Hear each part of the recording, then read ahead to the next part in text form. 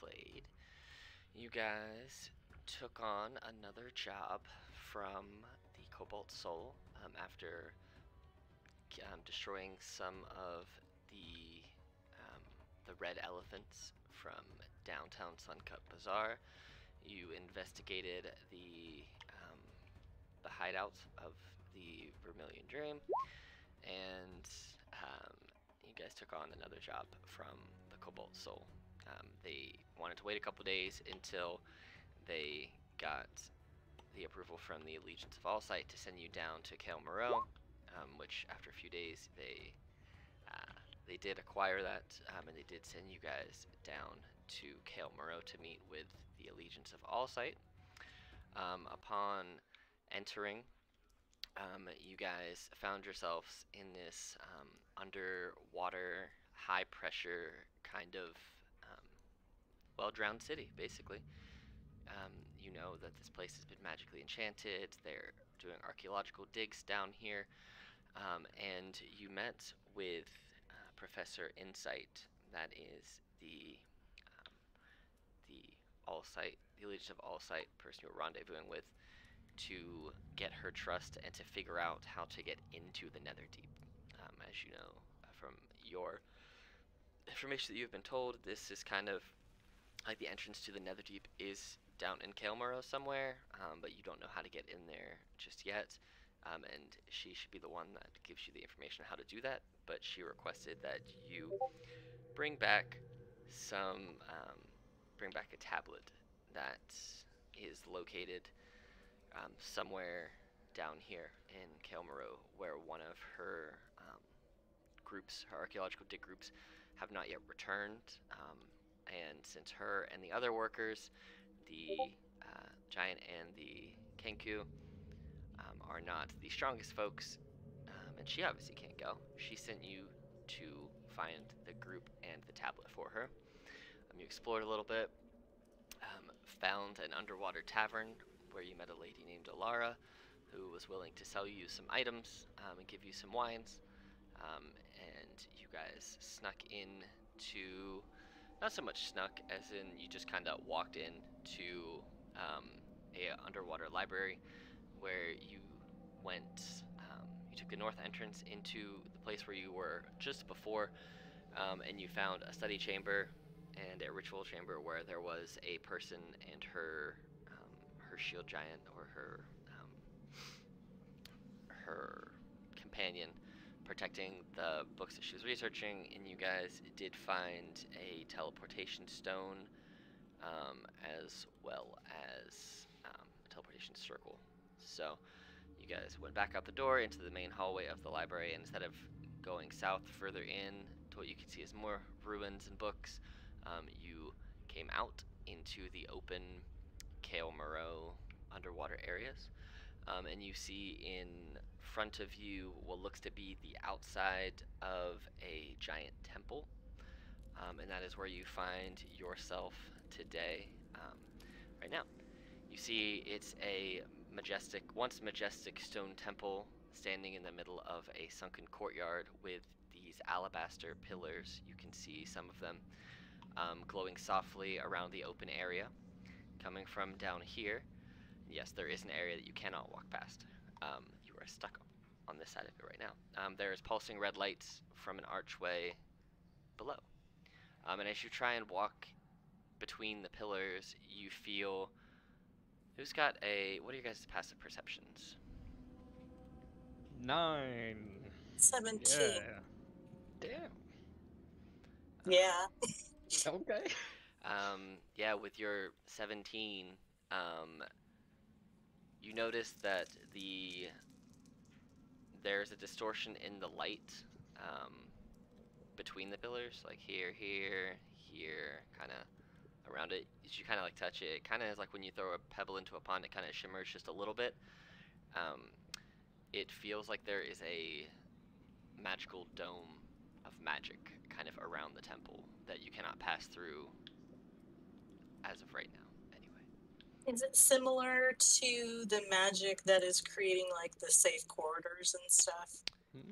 No, this seems to be more of a touch of divine magic, more so than like arcane magic. Okay. Does it make kind of seeing past it You can blurry? you can see past it. You can see the walls of this temple. You can see where the red light is permeating out from down there. It's like an invisible barrier that when you touch it, you can feel it and it kind of shimmers a little bit. But when it's not actively being touched, it's not being distorted in any way. Your visual is not disturbed. Got it. Okay. You can see, it's just like a pond. You can see through it and you know it's there once you touch it. You just at this exact moment cannot cross that barrier. For funsies, can I see if my drift globe will go through it? Sure. You float your drift globe into it and it just boing, bounces off. Okay. So the light passes through it, no problem. It physically won't go through it. So it just like light passes out. You can see the red light. Pell, you can see there's red light coming from down here. Yeah. It might not look red on the map, but all the little veins in the ground there, that's red light that you can. It looks right. Get a better view on this. Yeah. And you can see inside. Ooh. And I'll tell you, as you can look inside of there, the interior looks like it might be dry. Everything inside doesn't seem to be floating, and there doesn't seem to be fish or anything swimming around. There are fish and whatnot swimming around you, just like small sea life.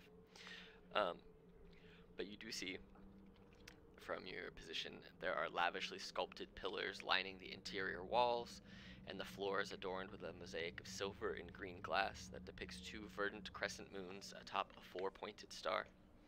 At the center of the mosaic is a red crystal shard, pulsating with light in a mockery of a heartbeat. Scarlet tendrils radiate from it and crawl across the stonework. Against the north wall stands a statue of Coraline. Here's the description if you want the full thing, so that you can, if you want to write it down. But yeah. And does it look like the shard has come up and like broken the mosaic? It wasn't like the mosaic wasn't like built around it. Here, I can just show you. There's art of what it actually looks like. Okay. And you can. Groovy. Let me find it here. Oops.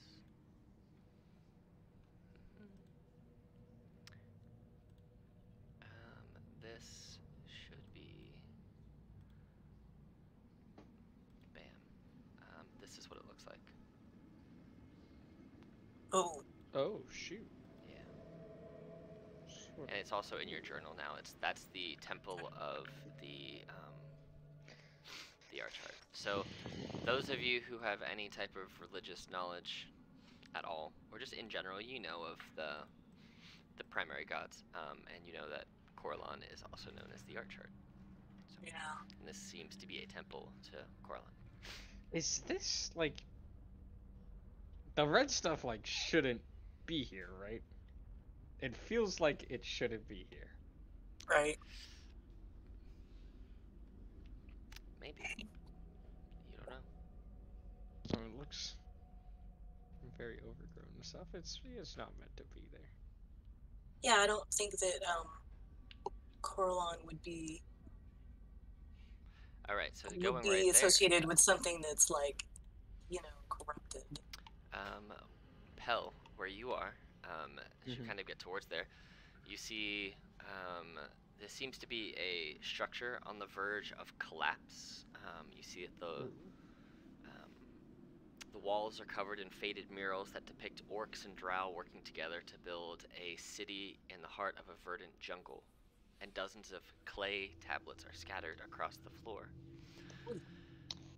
Alright, Nav is Do gonna the be here. tablets like all have different things, or are they all like similar? At this quick glance, because they are further in, you see they're kind of scattered around the floor where you see them on the map, these little squares and things on the map. You can't read them from here, but you can see there are physical tablets on the floor. So. We're supposed to be finding tablets, right? I mean, how close is the structure to collapsing? Am I just gonna like go in there and die?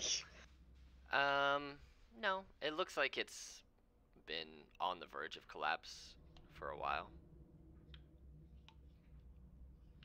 That does not make me feel better.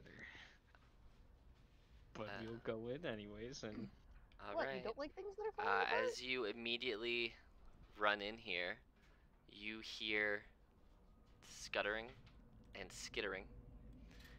As Nobody you ever wants to hear skittering, for the record. Nope. skittering, scuttering, and as you look up from, as you kind of drag your attention to where the sounds are, because they are higher than your passive perception, you see 4 of these monstrosities coming at you, Ah! Oh, Oh, come on. damn. and they're all gonna get an attack at advantage because they have pack tactics against you. Are these Oh like my god. spider things are lobster snakes? Insane. I think the 24 and the 23 hit. 24, yeah. All right. So That's sort of like so you something get I that second could do. damage because they had advantage on the rolls. So it's 12 and 21, so 33 damage. And now Are they magical? they are not magical. Okay, so it's -6. Yeah. What is this? So it should say it's 27 total. Cool. So, but yeah, and they're called scuttering man. serpent maws. We're gonna roll No, initiative. thank you. It's initiative time, baby. I do not like them. I would prefer not to. Thank you. I mean, like, they look really cool. They do. Nice. Oh no. Yes. No. I got this, guys. No. And then I'm gonna roll for Naf because he's not here, and we need him in initiative. So, all right. Guys, it's okay if Naf dies when he's not here, right? That's fine. Yeah, Sure no enough. problem. All right. So, 22. So they do have pack tactics. So it's gonna get advantage on all of its attacks, and it gets 3. So here's its bite. And this will be against you, pal, because you're right there, and it's this one right here. Yeah, man. No All problem. right, so here's your bite. 19 to hit. No. All right. And 2 claw attacks, a 13 and a 23. 23. Yeah. All right, so 4 damage, and that's reduced by 3, so 1. That's not bad. All right, well, the good. second one's right there too, so it's gonna do the Okay. same thing. Come on, man. I got this. 12, Yeah. natural 20, and Okay. it's 21. 21 hits. All right, so that one will be 5 from the 21, and then the second one will be 6 plus 5, 11. So 16 total. Okay. We're still doing all right. Oh We're no, still it's doing your okay. turn. You hear Pel come under attack from these clattering crabs with tentacle worms coming out of their spines. Are you just googling more synonyms for skittering?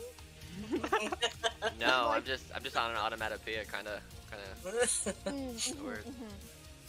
That's probably the right word, but you know. I think it's raging time. All right. Which kind of rage are you gonna be? What was the thing that you woke up at 3 a.m. to tell me about? Oh, that you can. I don't know. Sorry. It was something about. It was something I already knew, but I never did. So I forget. Oh, whether that you or can not... attack 3 times with your claw one. Right. You don't have to use a weapon. You can use natural weapons, and they're considered magical or whatever. Right. Is 3 1d6s better Yeah, if than... you use your claws, two? you can do 3 attacks. Because you would no, I think it's 4 actually. It's 3. Once on each of your turns, 3 per action. Yeah. So I you mean, can attack 3 times on your action with your claws. Yeah. So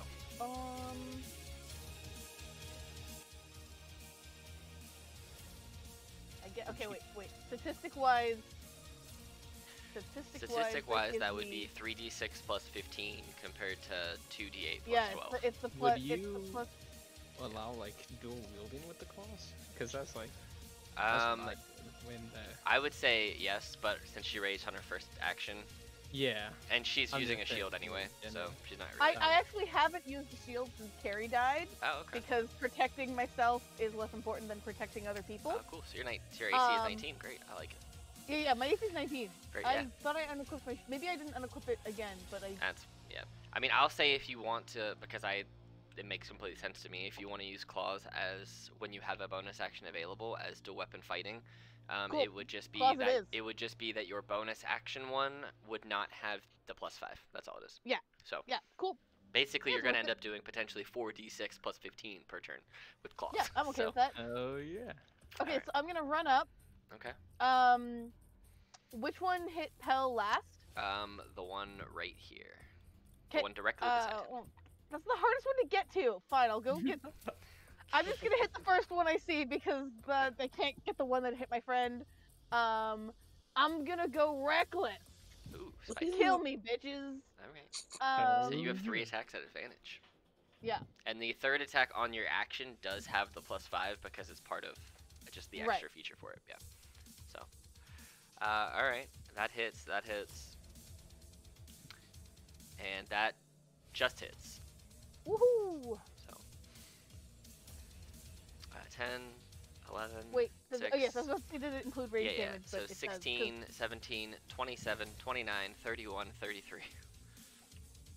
That was a big couple swipes and hits, and it's looking hurt now. He's getting. Ah! This is the first time Angry any of turtle. y'all have seen Ono go pure primal turtle. Uh-huh. I love it. Teenage Mutant Ninja Turtle, fuck you! Yeah. All right. Is that your turn? That was an action, a bonus action, and a movement. Yep, there's nothing else I can do. All right. So, it's actually this one over here. It's going to shift in between the two of you. And fun fact, its bite has a 15-foot reach because it's the tentacled spike thing on its neck, on its head that it bites you with. But it's gonna come over. It's gonna come over here and attack Ono for outright trying to murder his friend. It's got advantage on you anyway on pack tactics, so here's the bite. On That Ono. was part of my logic of the that I want that on the record. I'm not an idiot for using reckless attack on a 4 No, people not at attacking all. us. Yeah. I'm smart. All right. Big It's true. brain. All right. So the 16 will miss you, but the crit will 20 does hit. Wow, those are double crits. So it's 16 reduced to half because it's 8. So the first attack's 8. The second one will get reduced to 6. So a total of 14 damage from the scuttling serpent maw. Okay. Carrie. Don't like this. So we're still swimming, right? This building Yeah, you guys are underwater. not. Yeah. Okay. Can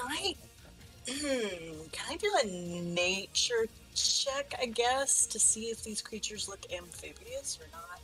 I will tell you that they look like they somewhat are because they are living underwater, and they look very much like crabs that have been modified or have been like the weird Netherdeep has modified them into nasty crab snake things. Okay, but it does look like they could maybe be on land for a little while, scuttling around like crabs do. Yeah, you know that crabs can live on land and water, so you would imagine they do the same. Okay. I think what I would like to do is... You do notice, however, they're not swimming; they're just scuttling on the floor. Yeah. Which is good, because I don't want them attacking from above, you know? That would be worse. Yeah, it would be terrible. From above. If we just swim up. Ooh, I genius mean- plan? Genius plan here? I mean, that's pretty good. Okay, next question. Are there any skeletons or... Not around here, no. Okay, fine. Be that way, Alex. I'm just answering your question. I know. I think I'm gonna go ahead and cast Moonbeam. Okay. That is my little 5-foot radius. Also, remember, guys, you all have the effects of the stuff that was sent to you from the brain monster, and one of you have disadvantage on all attack rolls. So, because I forgot about that, that won't have effect this round, but it will next round. I got. I think. And these squares are Yeah. 10, right? They're Yes, not these five. squares are 10. I can put a little thingy out here for you. So That's we'll basically just say I'll give you control over this little drow guy. Maybe. Edit. Could be controlled by carry and carry. You should just have a thing just that says drow in your journal now. It just says drow. Little token. But I can also pull it out for you if you need. Yeah, You should be able to move it if you see Let me it. see. Can you Yep. see it? Yep. Okay. So yeah, just use that. That's the entirety of the 5 foot for a moonbeam. So wherever that goes will be where Okay. moonbeam will have effect. So I'm gonna pop that one down on this one over here. Okay. And then you'll be concentrating, and then when it gets around to his turn, he will have to make a save. Con. Yep. Cool. And I'm going to stay where I am. And I can't do that. Okay. That's it for me right now. Okay. So it will be Naf's turn, and Naf's not one to get super close into combat if he doesn't have to. So I'm just gonna put him right here, and he can see your moonbeam person. And so for now, we're underwater, so firebolt's not gonna work.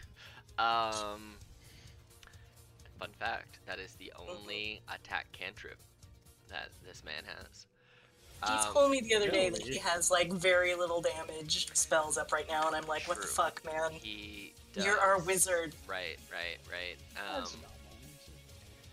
It feels weird that a druid's gonna be putting out more damage. I'm just gonna have it do. I'm gonna have him do magic missile at first level at the scuttling serpent maw that you'd put the moonbeam on. So it's 3, 5, and 2. Cool. So 10 damage. It's nice. Nice. It's not. That was a fun little one. What's their total? So it should actually be that. Okay, cool. There we go. All right. And then I don't think Naf has any bonus actions. Nope. So he's just gonna chill like right there behind Carrie. This other one, the bottom one, is the one that you outright tried to murder.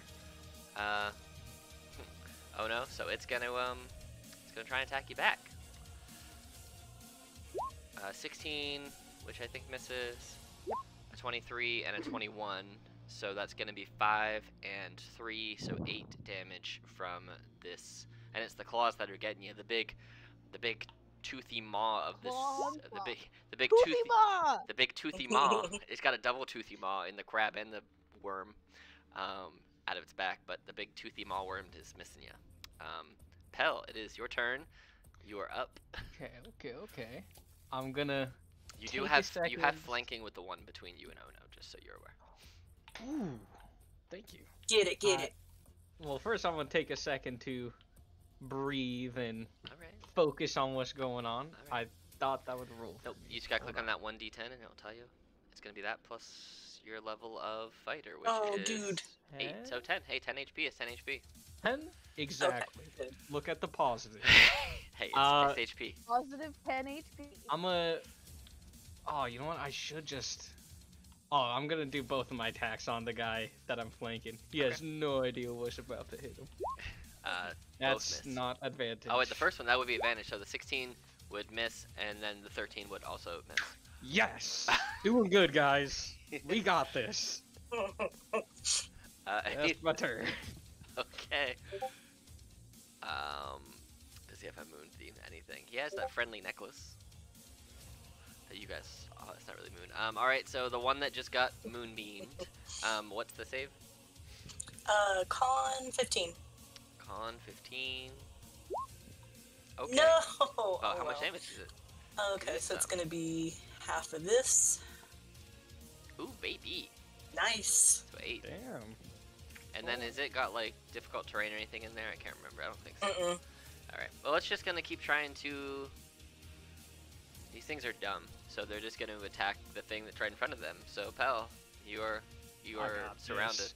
Here's your bite of a 10. And a Block claw, that. and a claw. Nah. Can't Alright. get through my brand new armor. The second scuttling serpent maw is just gonna rinse and repeat with a 16, a 20, and a natural 20. Oh my And god. That is the one that hits. Does the 20 hit you? No. Alright, cool. So you get hit for 17 damage. Down by 3, so 14. Cool. Dude, Heavy Armor Master is severely It already underutilized. blocked like 15 damage Yeah, this it's, thing. it's severely underutilized because most things We're don't doing have good. magical attacks. Oh no. It is your turn. You are flanking. But Okay, I am flanking.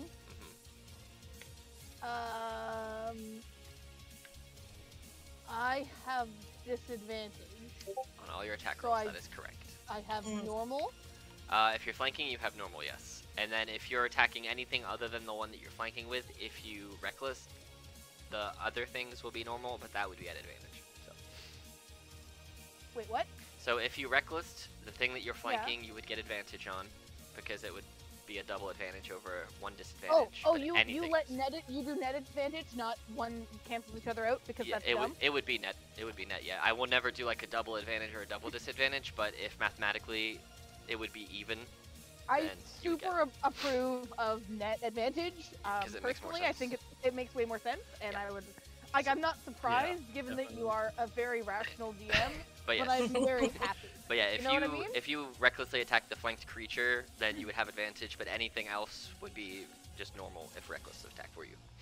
Okay. Well, then I might as well. Yo to the low. Yo to the low. I like it. I like it. I like it a lot. A 19 hits for sure. Jesus. Wait, how dead is this guy looking? Like, do I need to He hasn't been hit yet. Oh, okay, so I can do all. 4 I get attacks, yeah. 4 this time, Yeah, right? But the yeah, last one doesn't yep. get the +5. Correct. 23 will hit, and so here's what we can say is I will let you have the 2 crits as regular attack crits because I think that's more fun, and the non-crit, the 19 non-crit can just be your bonus action one. So whatever you click for the 19's damage, we'll just -5 off of that. Cool. Okay. The rest of them so- will roll as they should. All right. Okay, so that was my 19 that I rolled. Okay. So That- I'll just say that's gonna be that's 5 damage. 5 total damage. And then I don't know if I have my crit set up properly because I don't think I've done anything. That's fine. today. I can do the math no matter what. So So so it's gonna Don't be matter. 11 plus 6 plus 2. Okay. Next one. this is not crit. So Okay. just Plus 11. Mhm. And then 7 plus 6. Hold on, I think I did the math wrong. Wait, please. 7 plus.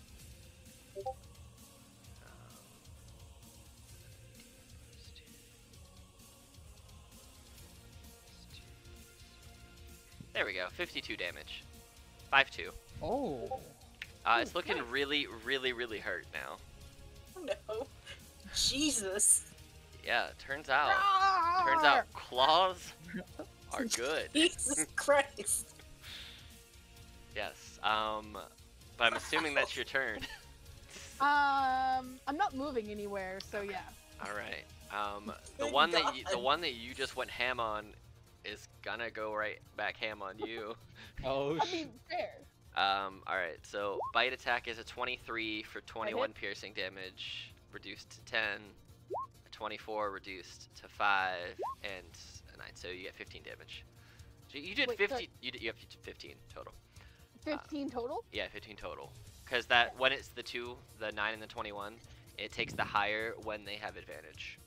So whenever it. they have advantage, they get the higher damage. that's a Cool. lot of damage. Yeah, you just you're 46 just out like nah. I'm a turtle. Get off my face. All right. My claws are better. I'm a turtle.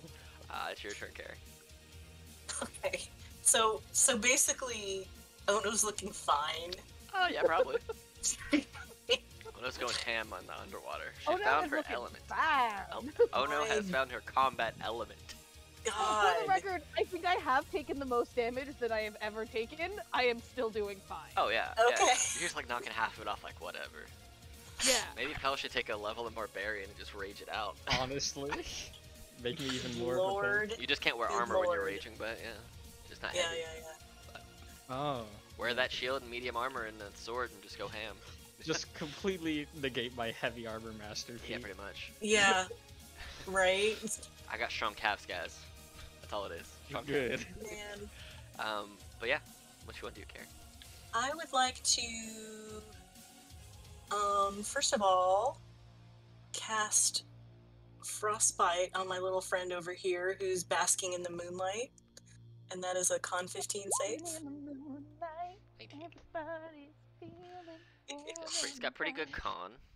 Yeah, I know. It's pretty cold in these waters. Not like cold enough to do damage, but it's.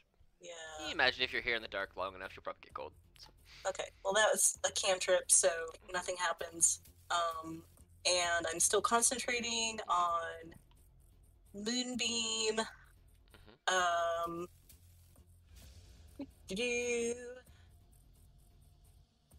You know, I kind of feel like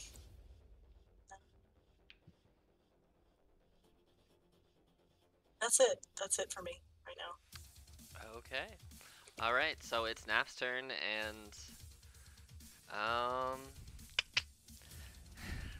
he really doesn't have anything underwater that would work because he only has Firebolt as his primary attack. Take. Yeah. Let's force him into melee to teach him a lesson. No. Show him what's Does up. anybody? Let's see. He doesn't have a crossbow, but he has proficiency in that and a sling. So Really? yeah, he doesn't have proficiencies in a lot of stuff. I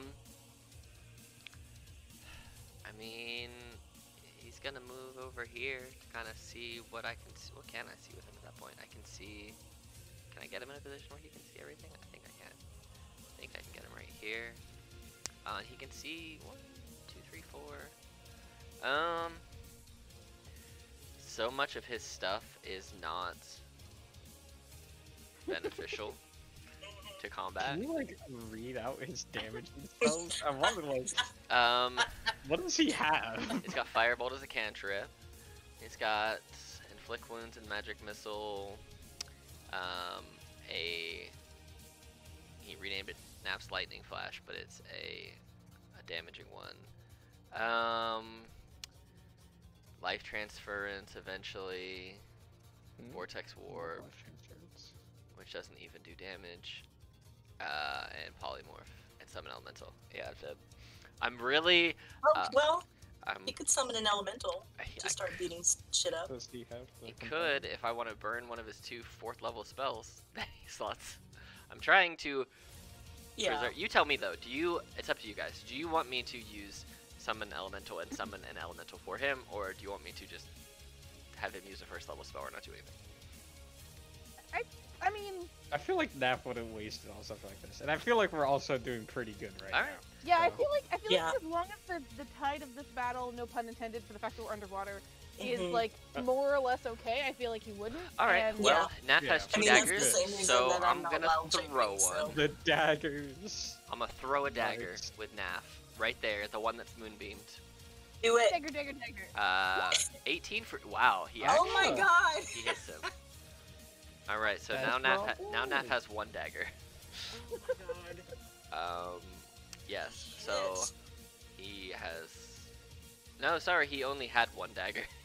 It weighs 2 pounds, and he threw it. Hey, Anyway. you know what? He hit. I'm impressed. True. True The enough. one that you messed up the first time around, Ono, is gonna try and mess you up. Here comes his bite. Misses. 22 hits, 13 misses. So Yep. you take 2 total slashing damage from claws. Right. Pel. Okay. I'm gonna go for the one I'm flanking again. All right. It doesn't have a Yeah. whole bunch of life left, so good hit and you'll KO it. A good hit. 20 hits it, Yeah. and you're doing a one-handed. Yeah, 7. It's still up. For the least amount of damage. That wasn't a good enough hit. It's, yeah. It's still up, And then but it's on death's door. as a bonus action, I'm sort of seeing this guy like only halfway in the moonbeam. Can you think I can push this guy with my shield into the moonbeam? and it takes I'll some say that damage? you could shift over to here, hit him Mhm. towards the moonbeam, and then shift yourself back here if he fails the save. How Okay. about that? What's the And I'm save cool he's with gotta that. make? Like, it's gonna be an athletics check, I think. I'm Um, cool with that. Also, like, it's athletics or is it a dex save for him? it's either Oh. or. He's got a higher strength score, so a 7. Nice. Bong. He's been shoved into the moonbeam. Alrighty. All right. And so this first one's there, and so that'll be 11 when it gets the other one. So 22. First time it enters. Oh yeah, cool. So Yep. So that was for the guy who I just got up to. So this is the guy who just got pushed in. They both have a 22. So they'll both take 11 damage. Because the one, or they'll take half. So the guy who was What shoved I- in there. Would I take attack of opportunity from the top guy? Or would you Yes, you would. It would be a bite attack. do it? Oh. And he would have had advantage on it, but I'm not going to roll an advantage because he's not going to do better because you were flanked. So it's 23 plus 24 is, so it's -3, so it's 44 damage. Okay. So, Very nice. very nice. Wow. Okay. The thing that you're talking about, oh no, is on your necklace. You have 5 charges of it. And, I do. I keep forgetting that it exists, and I don't you think can- anyone failed a saving throw. No, And I you just- can use it for a saving throw, or if someone's, you can end it on yourself, grappled, paralyzed, or restrained. You're just done. You don't have to use an action. It just happens. Yeah. But the thing, Yeah. when another creature you see, it doesn't have to be a party member. It could be any creature you see. Yeah. So, But they have to fail a saving throw hmm specifically. Yeah. ripped off a quarter of my. Oh no. Like, my Um, wrist is like half gone from that thing, dude. All right. So this one is going to. Now that it can see more than Pell in front of it, I'm gonna roll just straight intelligence, and if it gets a 1, if it gets 1 to 10, it's coming for carry. 11 or more, it's staying with Pell, because it can see that you're focusing on its thing. Escaped it, Nice. but it's coming down here with you, Pell, and it's got pack tactics, so It's got nothing on me, man. an 18 to hit, Nothing. a 22 to hit, Okay. and a that 17. fits. So you take 5. Okay. So. We're good. We're good. The second Skettling Serpent will make another con save because he's starting his turn there. A 6. Do you want to keep? I was gonna say, do you want to keep the 11 damage or do you want to re-roll it? I mean, if you'll let me keep the 11, I'm fine. You can. It's 2d10, so if you want to, I'll say re-roll it and you can just take the higher one. Okay, thank you. It's very kind. Ah! Alright. There you go. Oh yeah, there we go. I thought I didn't put the right number of damage on there, but I did. It's its turn, and it does not like that. I'm gonna do the same roll. 1 to 10 is carry, and 11 plus is gonna keep. It's gonna chase the guy who just shoved it over. It's coming to you, Carrie. Okay. If it can get there, let's see how far you are away from it. You are 20 feet. Oh yeah, I can make that. I think. Oh yeah, I can make it. Boop-a-doop-doop. It's not got anyone around you, so these aren't all at advantage. It's just 3 attacks of normal rolls. Well, it's gonna miss with its big toothy maw tube. 24 and Jesus. natural 20. So Ooh. that's gonna be 17 and then 8, so 25 total. But you gotta Okay. give me 2 con saves, and if you have Warcaster, which I think you do, I they're do. both at advantage. So the first one you gotta get a 10, and the second one you also gotta get a 10. Okay. So 2 10s. So, would you say, what save is it? Con save. Oh, if they're- con, right. Yep, 2 saves, both at advantage. Pass and pass. Cool. So your moonbeam is still up. You just got clawed. You moved out the way of its toothy maw tube, but it got you with its pincers. Oh no. I would like to go ahead and spores it. Oh yeah, absolutely. It's a con save, right? Yeah. 13, Yeah. and it takes 6. Isn't it higher now because you're a level? No, you're not in your form, right? So I'm not in my form. Yeah. Gotcha. So it's just the d6s. Cool. Yep. You have done all of the damage to this person so far. Oh no, it is your turn. Okay, So I'm gonna do something super wild and just attack as many people as I can. I will tell you, Yes. this one up here, the one that you were flanking before, who you're not quite flanking anymore, is on death's door. And the other Okay. two look about the same level of bad. About the same level of bad as Pell. Okay. Pell just looks worse, because Pell is hardier, but Pell, they're about the same level of bad. How So, bad does Pell look? About a third. Yeah, my hand is like almost falling off, dude. Right. He's bleeding out. Tracking the sharks. Well, I guess, like, action Oh, economy shit. wise, I gotta take out that guy who's almost dead. So let's go for him first. I will reckless, which brings me to a straight roll. Yes. I keep looking at other things and then being like, why am I not on the action screen? It's because I was looking at other things. Misses. Well, let's do it again. Misses. And again. Misses. Dang, I really Nice. need advantage guys. Hits, though. It'll just be -5, which is... You wanna know how many HP he had left? If you had 9, I will cry. No, he had 6. Okay. So you rolled max damage on the 1 dice, and that all you had to do was roll a 4, but you killed him. It took 4 swipes, but you caught him. Oh, yeah. Finally I broke got through the him. shell. Alright, so that's your turn unless you're moving anywhere. I can move without getting an attack of opportunity, correct? This one right here will attack you. Only the one right now, though, Um, unless you move into the What other if ones. I just want to strafe so that I'm flanking. Oh, yeah, you can do that. So Yeah. like if I just do that. Oh, that's then, fine. Yeah, you're not Because I moving was out. gonna do that before, and then I realized I was still in. I was Yeah. in range with 2 of them, so I Yep. couldn't do that. The other two weren't in your range, because you're not 15 feet away from this guy, and this one appears not focused on you. So, and actually, you might not even Ah. be 15 feet away from that one anyway. Cool. You're at 15 feet, so you're within all of their melee ranges still. So, Oh, cool. and you weren't within 5, so you're good. You're in that weird little gray area. Nice. So, all right, Carrie, you have this not sexy scuttling serpent maw in front of you. Yeah. So here's Wait, what is the here's sexy? Really Oh, has to never mind. clarify. The spiky tube is Clarify, sexy but for not some. sexy. I don't judge. Whoa. Whoa. Anyway, I mean some people love Anyway. tentacles. So okay, here's a question about the terrain Mm. and attacks of opportunity. Mhm. So these little cuties are scuttling around on the ground, correct. on the floor, on the floor of the sunken.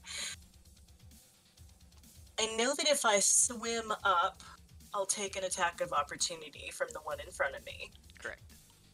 But can I swim over all of them to get on this side of Pell without taking any more attacks of opportunity? Yeah, you could swim. Well, it depends how. So let's see. So you'd have to swim. Well, if you swam up, I'd say you'd have to swim 10 feet. It's weird though because they have that 5. No, I get it, 19, because so, they have a reach, right? Yeah, so you could get 20 feet on the other side of Pell. I'd say yes, you could do that, and then you would still be in their reach because you'd be 10 feet in the air. So I'd say that you could get up, you would get 1 attack of opportunity, and you'd still be 10 feet in the air when you're behind Pell, but you would be within their 15 feet, so you wouldn't get any more attack of opportunities. Okay. Yeah. Well, I do want to get within touch distance of Pell. Okay, cool. So I'm going to go ahead and swim up and take that attack of opportunity. Alright, I'm gonna leave this little pink dot on you so I know that you're at 10 feet basically in the air, and you're gonna be Okay. like right there. So you're technically still above Pell and cannot reach Pell physically to touch them. He will take try and bite you. Okay. A 15? That just hits, yeah. Alright, so you take 5 damage. Okay. So, but, yes. Yep. So, you take the 15, or you take the 5 damage, and you are 10 feet above Pell with your movement. Well, that's good enough. Do you wanna I'm going to move go your movement? ahead. Sorry, what? If you want to move your moonbeam, you can do. Oh, did that one die? It moved out the way. Oh, it did move out the way. I'm going to go ahead and chase it. Which one you chasing? That one? Cool. Alright, Move I'm it down gonna there. cool. I'm gonna do one of these right there, so I can also see the crap. But yes, I'll know Yeah, that yeah. it's right on top of it. Right. And so for my action, I will go ahead and do healing word on That Pal. is a bonus action. Oh, right. It is a bonus action. Well, I moved my, so I will not do that. You don't have to move the moonbeam. You can leave it back where it was if you want to do healing word. Up to you. Isn't moving Moonbeam an action? No, it's a bonus action. Oh. Which is nifty, huh? Yeah, let me leave it there. Let me leave it there for now. Alright, that's like right there. It was, right there. So I'll go ahead and do healing word at 2nd level. Okay.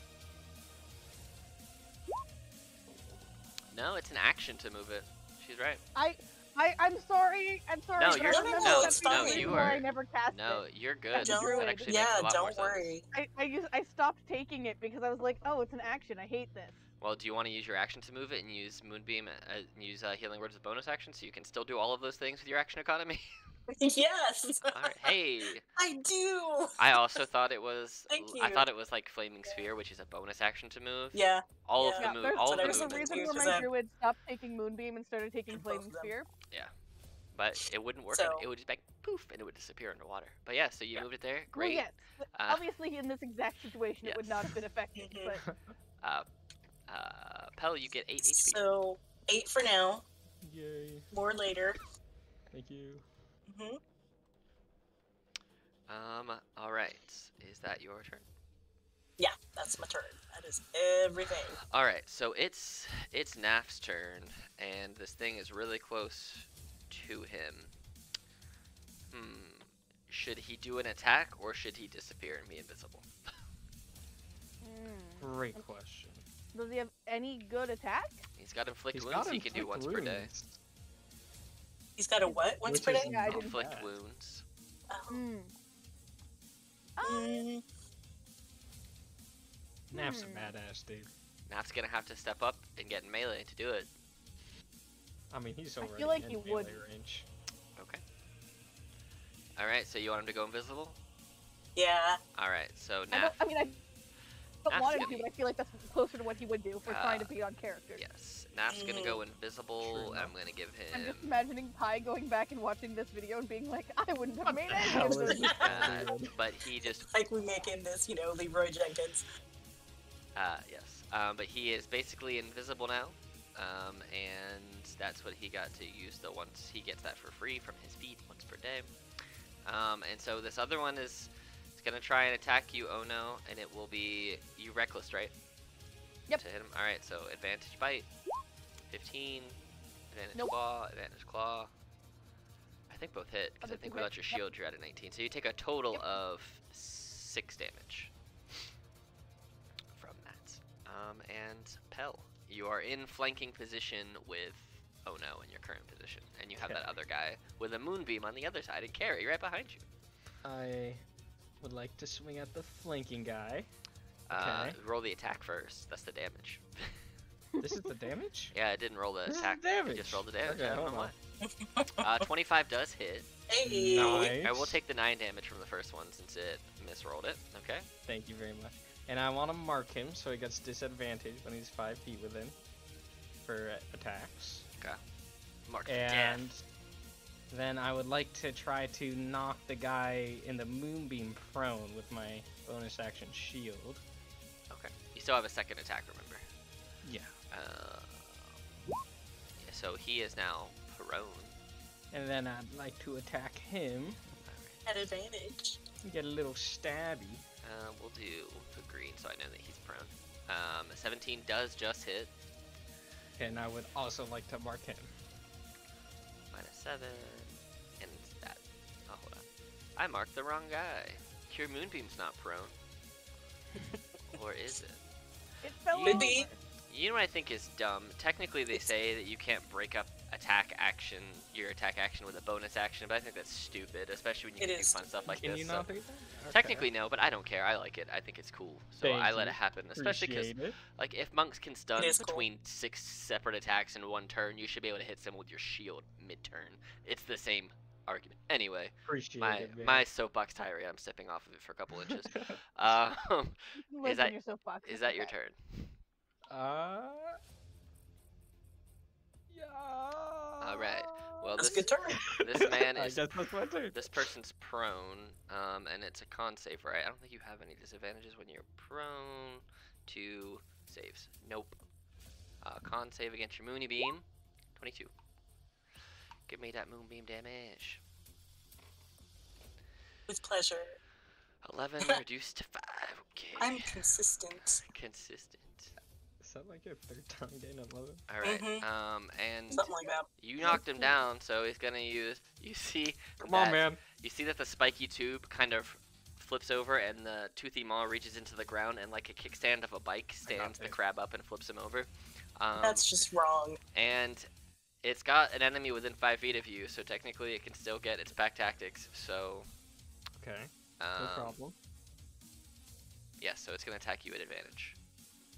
A 17, No. 24, and a 23. Yeah. So that's gonna be 11 more damage. I think, right? No, 10. 10 damage. 10. Yep. Yeah. Okay. And that is its turn. This other one, which doesn't Naf just disappeared like the ocean, so it's gonna come over here and it's gonna go for the biggest, meatiest thing it can find, which is oh no. And me. It's gonna attack you with advantage because pack tactics. 23 Mhm. for 18 reduced by half to 9, and then What so the hell? 9 and then 5 is 14 Damn. plus 17 is reduced to 8, so 17 plus 8, 25. Wait, 25 total. I think I did the first one. Okay. So wait, what was the second two? The second two was 17 reduced to 8 and 9 reduced to 4, so 12.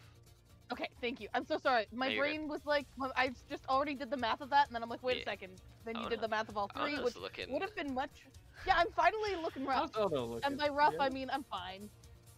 You also have a whole bunch of potions on your person.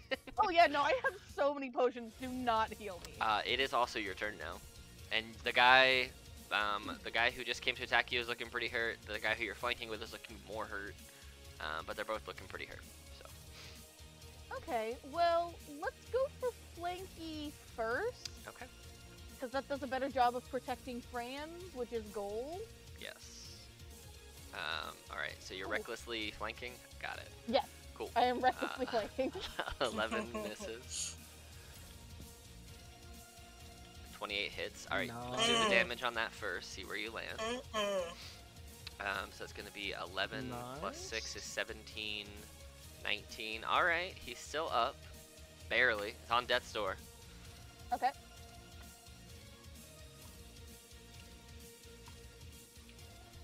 Yes, Beautiful. you're gonna kill him. Beautiful. He has 4 HP. I don't think you can do less than that. Oh, I was gonna ask. How? But yeah, never it mind. I was does- gonna do my offhand. but It then I does remembered. transfer over because of Mhm. the rule whose name I'm currently forgetting. 11, 13. So it's gonna be 9 damage carries over to this one. Great. What's the name of that rule yeah. that I forget? I Cleave? can't Cleave? remember it. Yeah, cleave. Cleaving. Yeah, you just basically clawed through it with your turtle claw and rips the shell in half, grabs the spiky tubed serpent maw part of it, and just like slashed into the other one for 9 damage. Just Beautiful. I love it. and Okay, then this one will just be a so- straight roll, Yeah, this is a straight roll. and it's offhand, so no bonus damage. But hey, 27 is still gonna hit. Right. For 8 minus 5? 5, so 5 damage total. All right, this one's also looking pretty hurt. Cool, and you have no action or bonus action left. Yeah, I don't really feel like there's a lot of benefit in moving. Can Okay. I? Unless, because the one at Pell looking pretty rough. Yeah, they're both looking about the same level They're of both hurt. looking pretty. Like, Yeah. I don't need to move over there to try to be a target. Nah, So nope. I'm just gonna stay here. All right, Carrie, it Helping is your turn. move the benefit. Okay. I'm going to swim down within touch of Naf. I mean, Pell, sorry. And gonna do a cure wounds at. Yes. Man, you're kind of hurting, aren't you? Mm-hmm. I'm a little bit hurt. We're gonna go 3rd level then. Ooh, spicy. Spicy. Oh yeah. That was a really good roll. Yeah, finally. Oh yeah. My Actually, healing rolls have been The crap. up highest you until get is now. 28, so that's pretty good. Yeah, that was pretty. Oh, we're doing And then good. still concentrating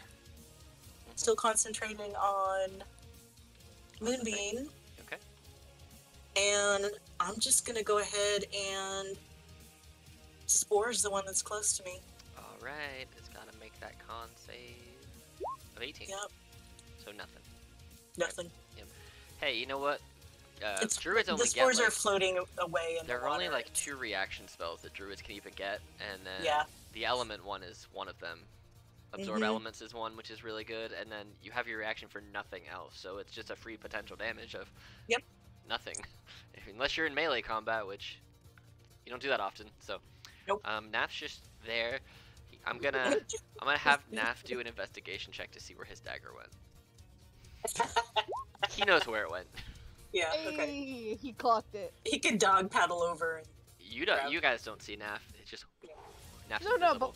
Yeah. None of we know that him and his dagger will be Oh reunited, yes, and that yes, makes me yes, happy. they will. Pell, it's your turn. Okay. First, I'm going to hit the guy in the moonbeam. Oh, I like it. Not at advantage. Well, 15 will miss. Well, we'll take 21 because it was the first one on the 2. So, 12 damage. Okay. Gonna try to knock him prone again. All right. It's a 12 versus. He might actually beat this one. Barely. He's not prone. Okay. And then I'm just gonna take another swing. That will miss. As he's like scuttling out of the way, you go to slice down, but he just bats it away with his 2B goodness. We're good. That's my turn. All right. This one is gonna. He's starting his turn in the moonbeam. 22. Give me that damage. Does your mark wear off after 1 round? Yes, it does. So, Hey. You More know, than 11. I will tell you, if he had failed, he would be dead. But he, alas, is still Aw. alive. So all of his attacks are going to be straight rolls now because he's got no things within 5 feet of you to get pack tactics. I guess he could move. Yeah, he's going to move out the moonbeam and move over here, which won't give him pack tactics, but it will get him out of the moonbeam. He's not a fan of that. He does know how to live. That's very reasonable. Bite attack against you, Pell. 17. Oh, we're good. We're good. Cool. All right. This other serpent maw is gonna attack at advantage because you recklessly attacked it. 21, and then 18 and 24. I think the 2 hits. So the first one, he has advantage. So it'll be 17 reduced to 8, and then 11 reduced to 5. So you take a total of 13 damage. Oh no, actually has maybe less life than the enemy. If your thing's right, you're really close. But it is your turn now. Oh no. Hold on. That's not good. Oh no. Oh yes. Okay. Oh, yeah. I'm assuming I can't get into like spot right here to flank with Pell. We can force you in there if you want. Yeah, you can fit there. Sure. You can basically the way that you're doing it because they're on the ground, you're just floating like a foot above them. So you're still in all of the melee ranges, but you're like your feet are basically dog Right. kicking above them. So you Yep. can come down an angle, Cool. and you guys have that weird flanking. I just want that sweet flanking. Do it.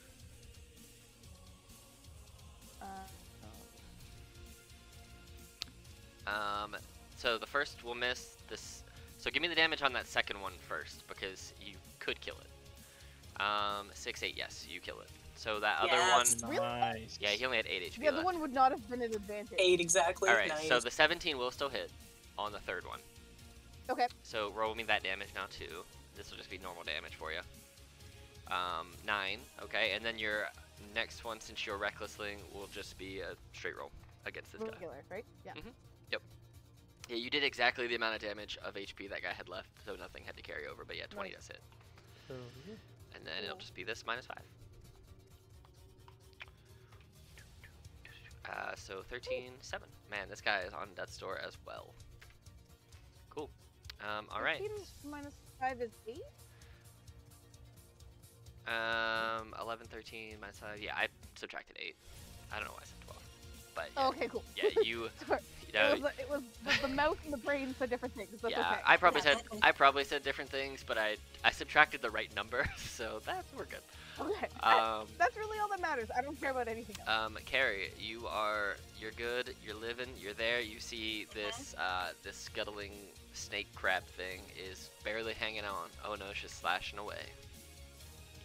Okay. I will swim kind of up on the level that Ono is at, I guess. Yeah. Because I should be able to get right there, yeah? Oh yeah, for sure. Because that's like 20. Yeah, you can get there. I'm just for fun, I'm gonna just take a swing at it All right. with my staff. You got advantage because you're flanking. Oh, that's right. Yep. Okay, let me do that.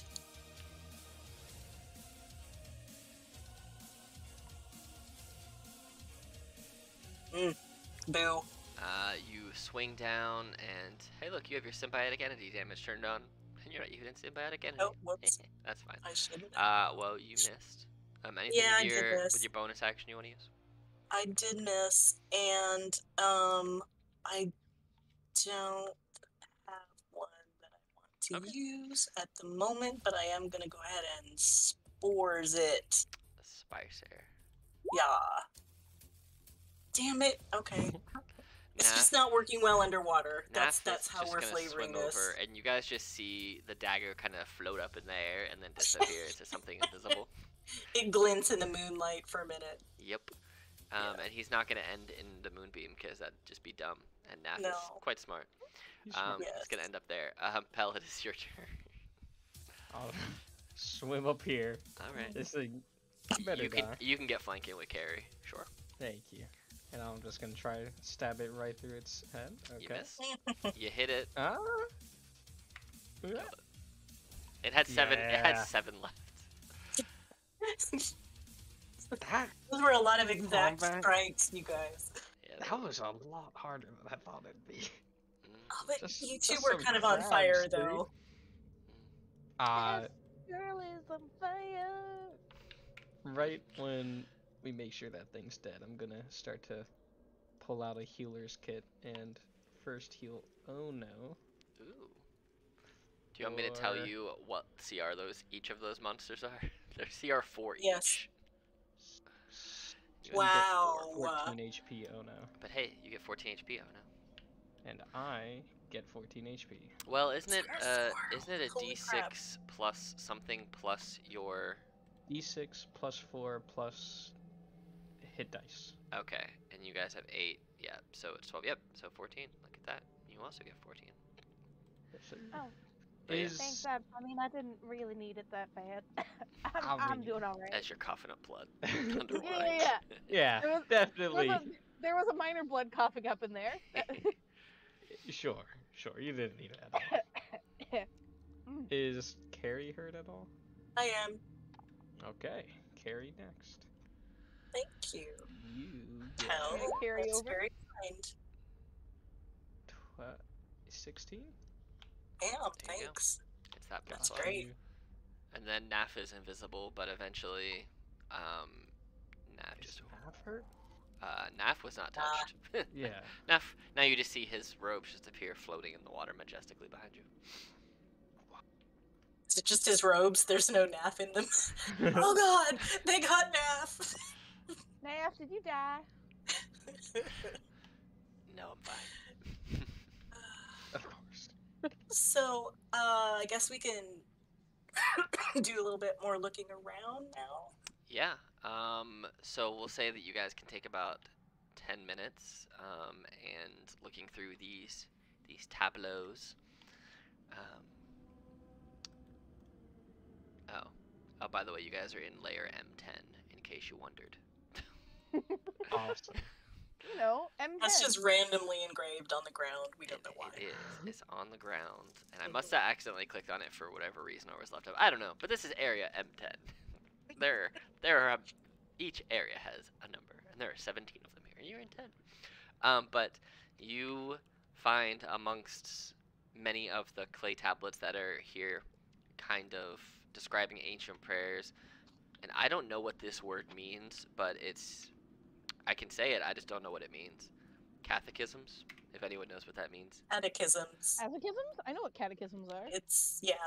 Well, whatever that word means. Prayers and that of the monks of the Temple of Corellon.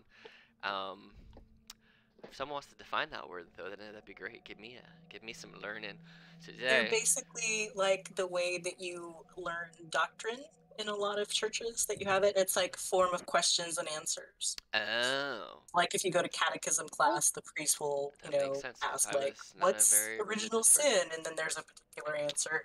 I know. I never knew. I was this gonna was say it's like rules. So like I stand that answer as a slightly more specific answer Yeah. than my answer that was just gonna be is religious rules. Well, it's a way of learning the religious rules, so you're not wrong. So it's Well, like yeah, the no, stuff like that. Yeah. So it's like Yeah. the stuff that the people of the Jewish faith, when they have to read their Torah and all that stuff, learn the rules and that kind of thing. Got it. Not quite, but it's in the ballpark. Got it. Cool. Well, anyway, Yeah. that and ancient prayer. The clay tablets describe that of the monks of the Temple of Corellon. The one, as you're kind of looking around, you find a very particular tablet. And this tablet, what languages does everybody speak? Common and Useless ones. I have That was great. I don't know. Celestial and Draconic. I have celestial, deep speech, undercommon, and druidic. Well, 3 of you can read this because it's in Celestial. Hey! The only one that can read it is Pep. Nice, man. I'll just sit over here, guys. It's okay, we'll read it to you, it's fine.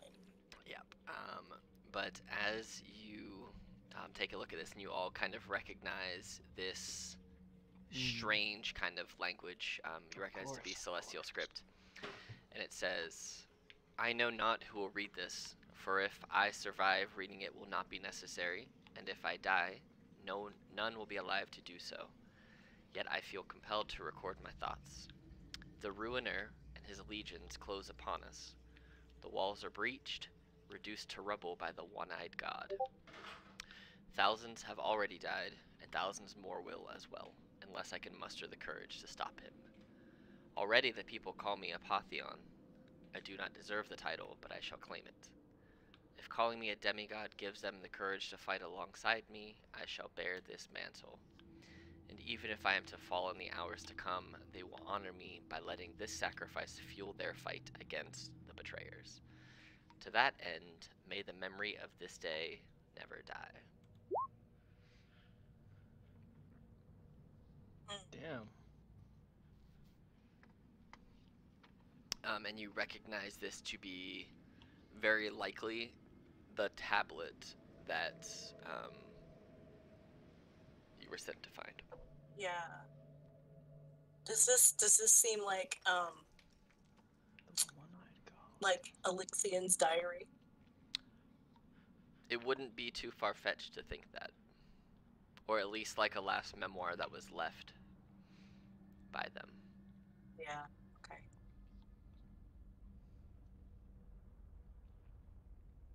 Wow. Damn. Okay.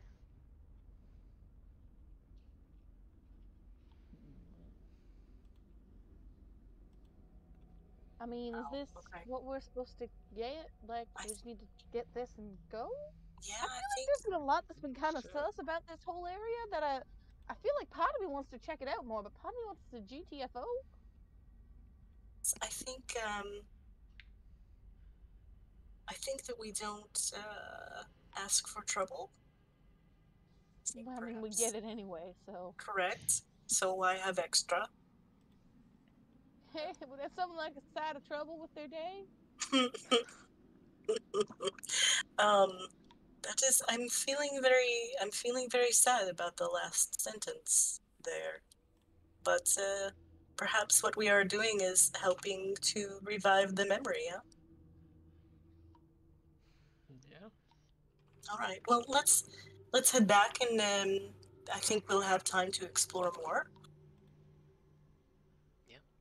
Alright, so you guys just want to head directly back to the library where Insight is?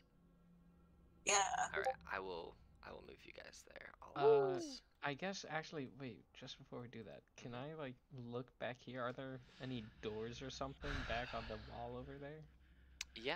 As you look back there, you see just to be like the back of a temple wall. There doesn't seem to be any doors. This seems to be the only primary way in. But you do feel almost pulled in there. Like you want to go there, but you can't pass this barrier. Like something is blocking you. Because I already know two of theirs. Because I know Carrie and Pels. Do either of the other two of you follow a specific religion? I know you haven't really talked about it too much, but I sometimes pray to Serenrays on my character sheet. okay. And then I don't know if Pel is a religious person or not. Yeah, I don't think I am. Okay. I think I said I wasn't. All right, that is absolutely fine. You Seems very super practical and self-reliant, you know. Yeah. You guys feel that maybe a worshiper of the Archart could maybe grant entrance to there past this barrier of divine magic. Because as you kind of focus on it again and you touch it, you feel the warm welcomingness, kind of how Carrie you felt when you were in the library when you were reincarnated. Brought back. You feel that same kind of energy, like a worshiper of this goddess would be able to, or of the Archart would be able to allow free entry into there, but nothing that you have on you right now will allow passage through. It does look to be a place of interest, but you can't go there right now, so. Right. Alright, so you guys are all going back up we go. Bam! You're all up here now. Huzzah. Alright, Yeah. so you guys end up back up with insight. And as you bring it back and you kind of, we'll do this because she's over here basically, and you guys just all bang push away in, and she's out here doing book stuff. You guys make your way back in, and she turns and she goes, "Oh, hello, you're back. Were you successful? Did you find what I was looking for?" We'll hand her the tablet. Oh, excellent. Well, she looks at it and she reads through it and she goes, interesting. Pulls out a notebook that she opens on top of the tablet and starts scrawling stuff down, and then she leans over, or she puts her hand over and she waves towards Zot and Scribble, the two folks who are also working in here with her, and you see the giant S character, the half giant. Zot walks over and takes a bigger piece of paper and kind of makes an etching and a rubbing of it. And then they take it and they go over to one of the desks over here, Zot and Scribble, and they start working on doing more things with it, studying it further. So as they take that, she goes, well, what would you like to know? I take it you want more information on the Netherdeep, potentially? What else are you here for? Yes, Now that you have my trust and my interest and my full attention, what information can I provide to you to then provide to the Cobalt Soul? Well, first, we are actually interested in this Halcyon that the tablet speaks of. What else can you tell me about that story? She recounts a lot of the information that you guys already know about Apotheon and Elixion. Some stuff that she mentions you heard in your very first vision, kind of describing the three gods, how there is a hero that was granted power, and some worshipped this person as a demigod, even though they are mainly a normal humanoid imbued with divine power to help defeat a large evil which is not the first time. It's not an uncommon story that creatures are imbued with divine or higher powers to defeat something. So that Mhm. kind of lines up with and attracts with what you guys have seen so far. But she pretty much just reinforces everything that you already know. And then, do you tell her about how you heard that the Aboleth called themselves Elixian, or is there any part of the information that you do not share? No, Odo I think shares it's nothing, but is not against, like, not stopping anyone else from sharing anything. no, I think it's worth telling Okay. the aboleth thing. And she thinks about it for a second. Hmm. You sure that you sure that the Aboleth calls itself Elixir? Are we sure? As far as you're aware, yes. Yeah. This is what we have heard from a reputable source. Hmm. I think. I'm going through my notes trying to remember how we know that. That's. I think this, like, we found out about the Aboleth this session. I wasn't here, so this is, yeah, man. Well, I've never known aboleths to be, well, good per se, and I haven't seen one down here. That doesn't mean there isn't one. The Drowned City is very vast, and the Netherdeep is even more vast. But if the Vermilion Dream believe that there is one down here, then there may well be. I would keep a lookout, and you already all look, well, half of you look fairly beaten. I would return to the library and rest before coming back, just so you are at full strength. But oh, something else that might interest you, since I know that the Cobalt Soul is wanting to work with us to get into the Netherdeep. We can get in there. We just don't have all of the keys. The keys, I don't. Find your keys? Did you lose your keys? Well, you need one key per person for whoever tries to go down. Oh, I understand. Or else I you always will. try to put my keys in the same place, and then like reaches into a pocket and is like, "Wait, I don't got any keys." She kind of just laughs a little bit. Yes, but you. There are likely more keys left around here. The agents from the Vermilion Dream, the Consortium, um, did manage to get in and get back out without dying, but they had this red, almost like their veins were more red than they should have been, and they were kind of pulsating out of their flesh. I mean, they have since been arrested and subjected to capital punishment for things they shouldn't have been doing, but I believe the things that allowed them to enter and escape the Netherdeep were weapons infused with a red substance, which I believe your leader calls ruidium. I believe you need a piece of ruidium infused, or an item that's ruidium infused, to get in and to get out. I know. Finally used for those stupid outfits. Yeah. We know. That was Pepper. That wasn't. I know that that the library already has one short sword infused with ruidium, but any that you can find would likely work. There might be more in and around this drowned city. There is parts of the city. If you only got as far as the crumbled villa, I believe there are other areas that you might have better luck in finding them. Because as you probably saw the rift alone to the Netherdeep walking down past the old tavern.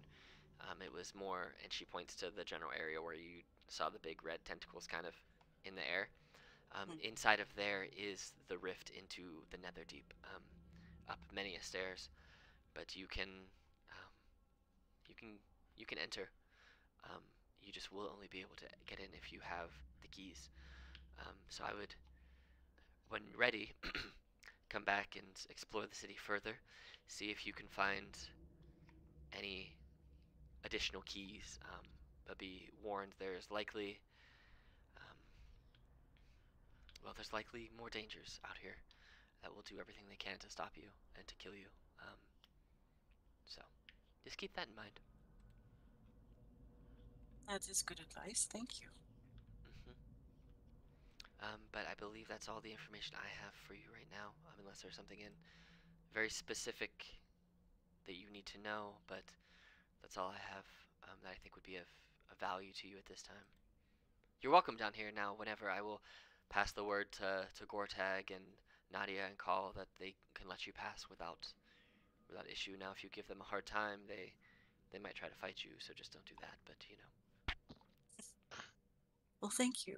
Just out of curiosity, what can you tell us about the temple? Oh, the Temple of the Archart? Mm. Um, so from what I have gathered, I've tried to dispel magic on it a couple of times. That did not work. As dispel magic really only, at least mine, only really affects arcane and sometimes nature magic, but typically arcane, as that is my focus. But it seems to be a bubble of divine protection that only true followers of the Archart can enter.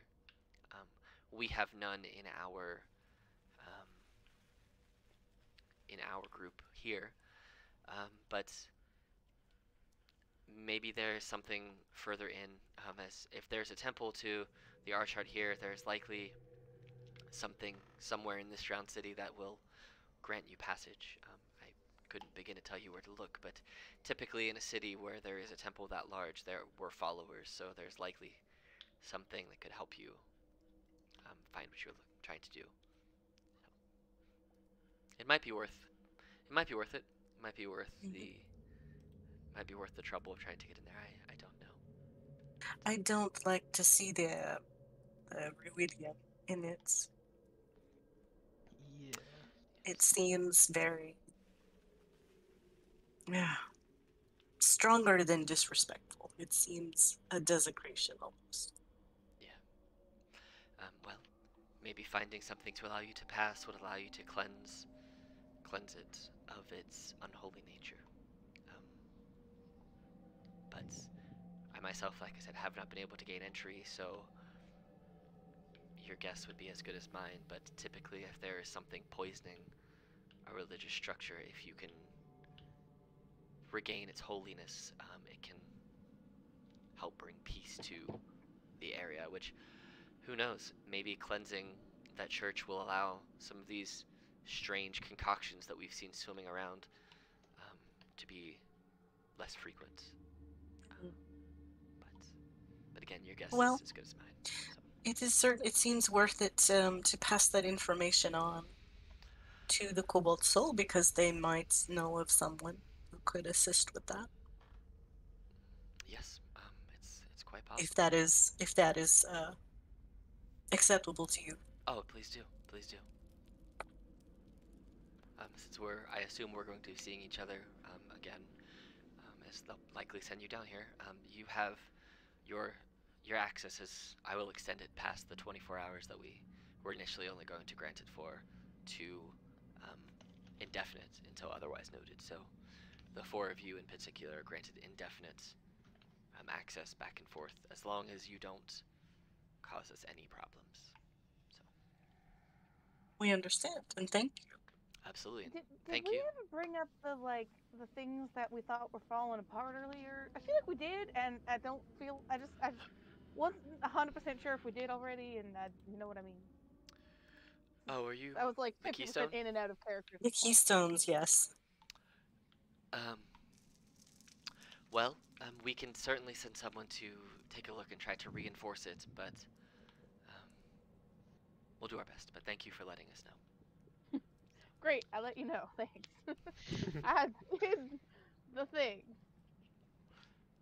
Just imagine how bad we felt if, like, 3 sessions from now they were like, and that whole place fell apart because you didn't let them know it was breaking. Right. That would be bad. Right? Shh. All right. Should we?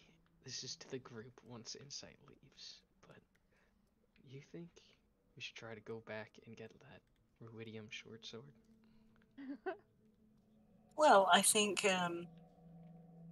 it's certainly worth telling the Cobalt Soul that we in fact need it if they Yeah. want us to get into the Netherdeep. So perhaps you get it after all.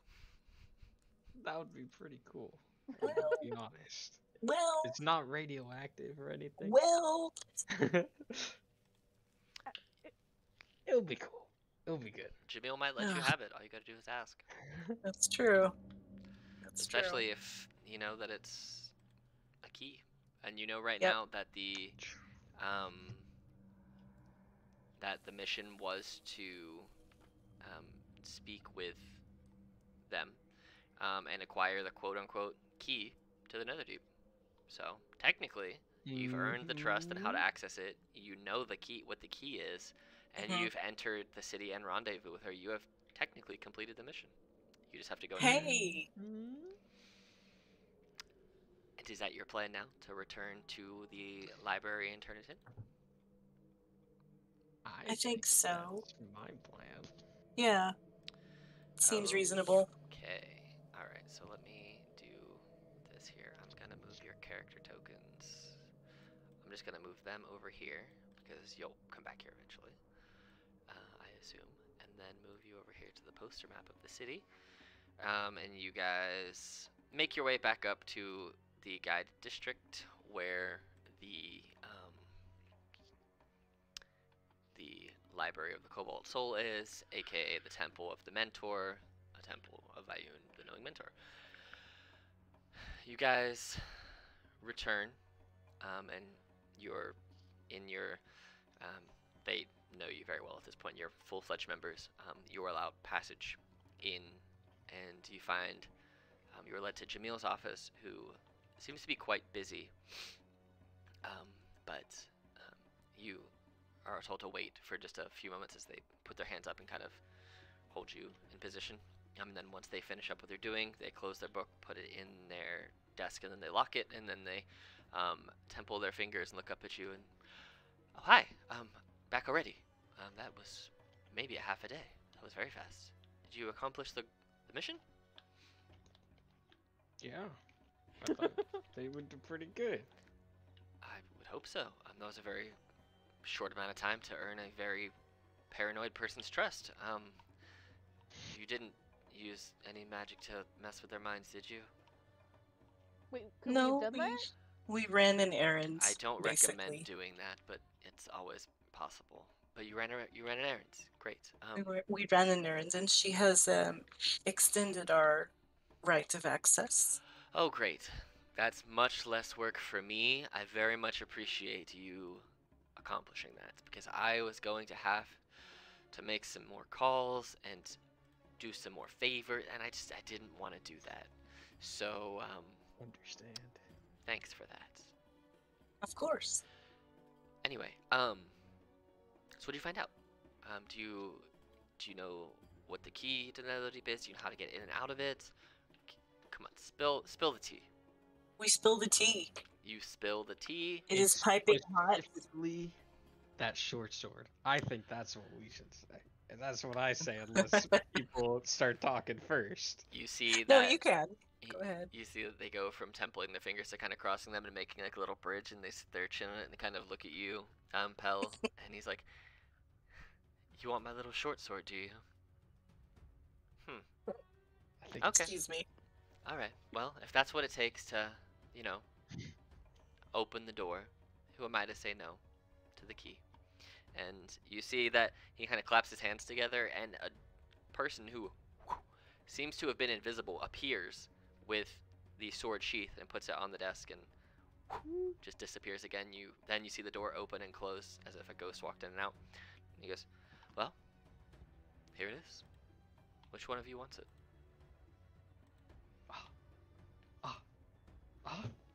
Yeah? Yeah. Yeah, me. Me. I want it. You sure? Am I gonna... You guys, like, studied this thing, right? Am I gonna collapse if I take it? He kind of laughs to himself just a little bit. No, you'll be fine. I promise you. So, Did the person who came in carrying it, do they have, like, gloves or anything? they were just a person wearing regular clothes. They didn't have Okay, anything okay. I'll take it. super crazy about them. Let me. It's all good. All right, so you take this this short sword, and as you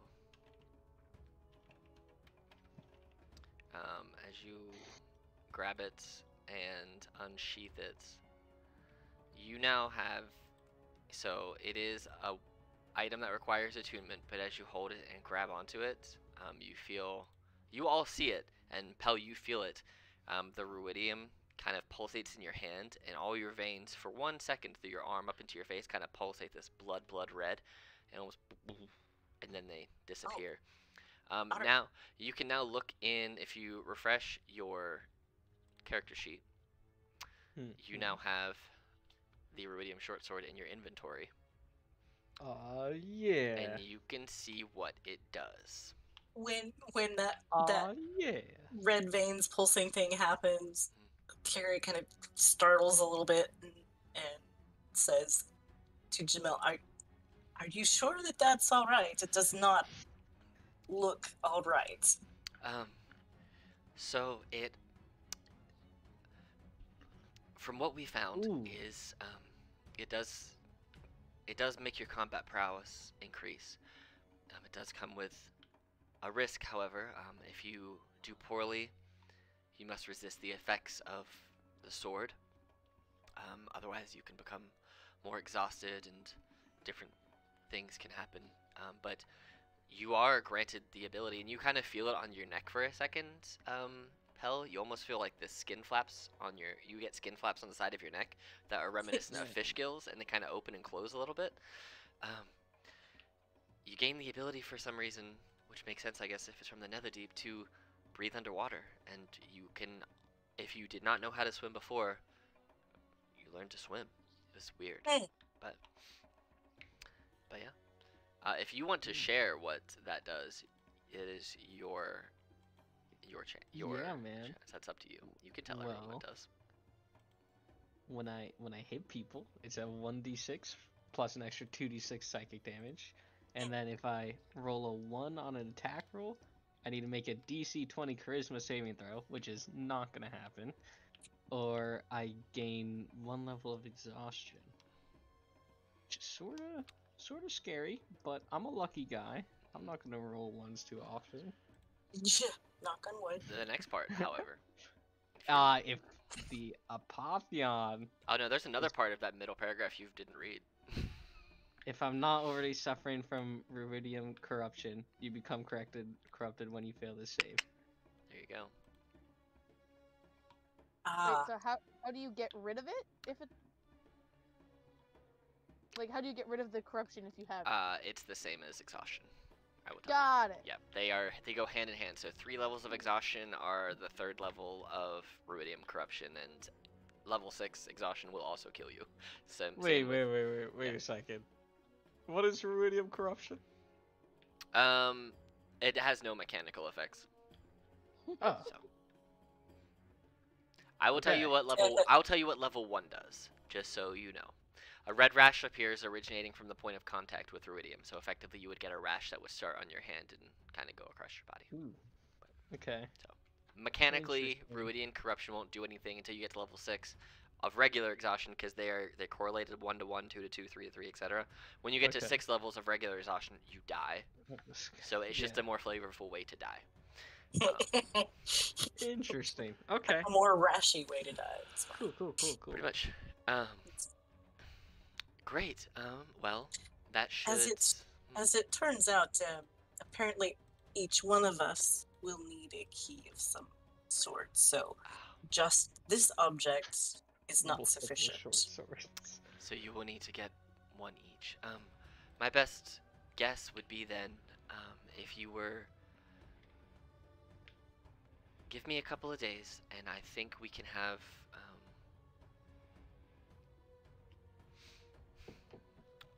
I think we can figure out a way to find you more. But yes, take a few days, do what you need to do, and I will call upon you again. Also, I forgot. I did promise you funds.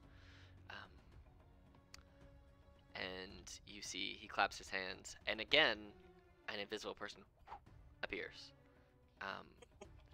And just 4 bags of gold appear in front of you.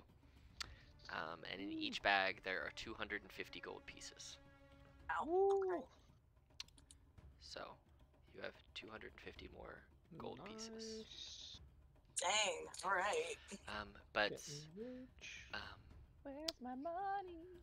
Where's my baby? I will call upon you in a few days. I do have some work I need to do with the Allegiance. But thank you for all this information, and well, I'll see you in a couple of days. Thank you. You guys are welcome to sleep here at the... I was about to ask, where do we stay the night now? Did we leave the casino? Is Matt gonna tell us we always gotta go back to the casino because he's like babysitting or something? That's up to you. You guys can stay at the casino, or you can stay at I'm curious about going to see the quarters that we could have, especially now that we're not worried about people following us there. Yeah. So you guys have the free in the circlet walk, which is so you guys stay over here in the Suncut Bazaar, and you have a place at an inn called the Step Aside down here in the circlet walk. So you actually go through the circlet walk every time you go home typically, unless you, so like it depends. If you go this way, up here, through here, and this way, which is where I think you guys have been going, you would get to hear the circle where your casino is. Now you can go that way, or you can just go up here and then split all the way down here, and basically it's almost the same exact walk to where you're trying to go. And this is where Ono bought drugs from, down here. So you know the area pretty well, and you guys have stopped by there before. But yes, you guys have a tavern in down there, or you have the casino. On the way back to wherever we decide to go, I want to start looking for moon something for Naf. Moon something? Something moon themed. Something moon themed. Okay. Yeah. He needs to join the moon party. Except now, Pal is not going to be wielding his moon But sword. he still has it. I have it, but That's true. I'm not using it. I guess you could give it to Naf, but then we need to get you a moon thing. It's true. We're the moon zoodles. The moon zoodle? You're the moodles, because you're having a mood. The moodles. Yes. That's That actually checks out. That's funny. So what is your guys' plan? Are you just headed back to, are you going to the tavern, or are you going back to the casino? Where's your preference? I mean, you have a couple of days. Check out the tavern. Okay.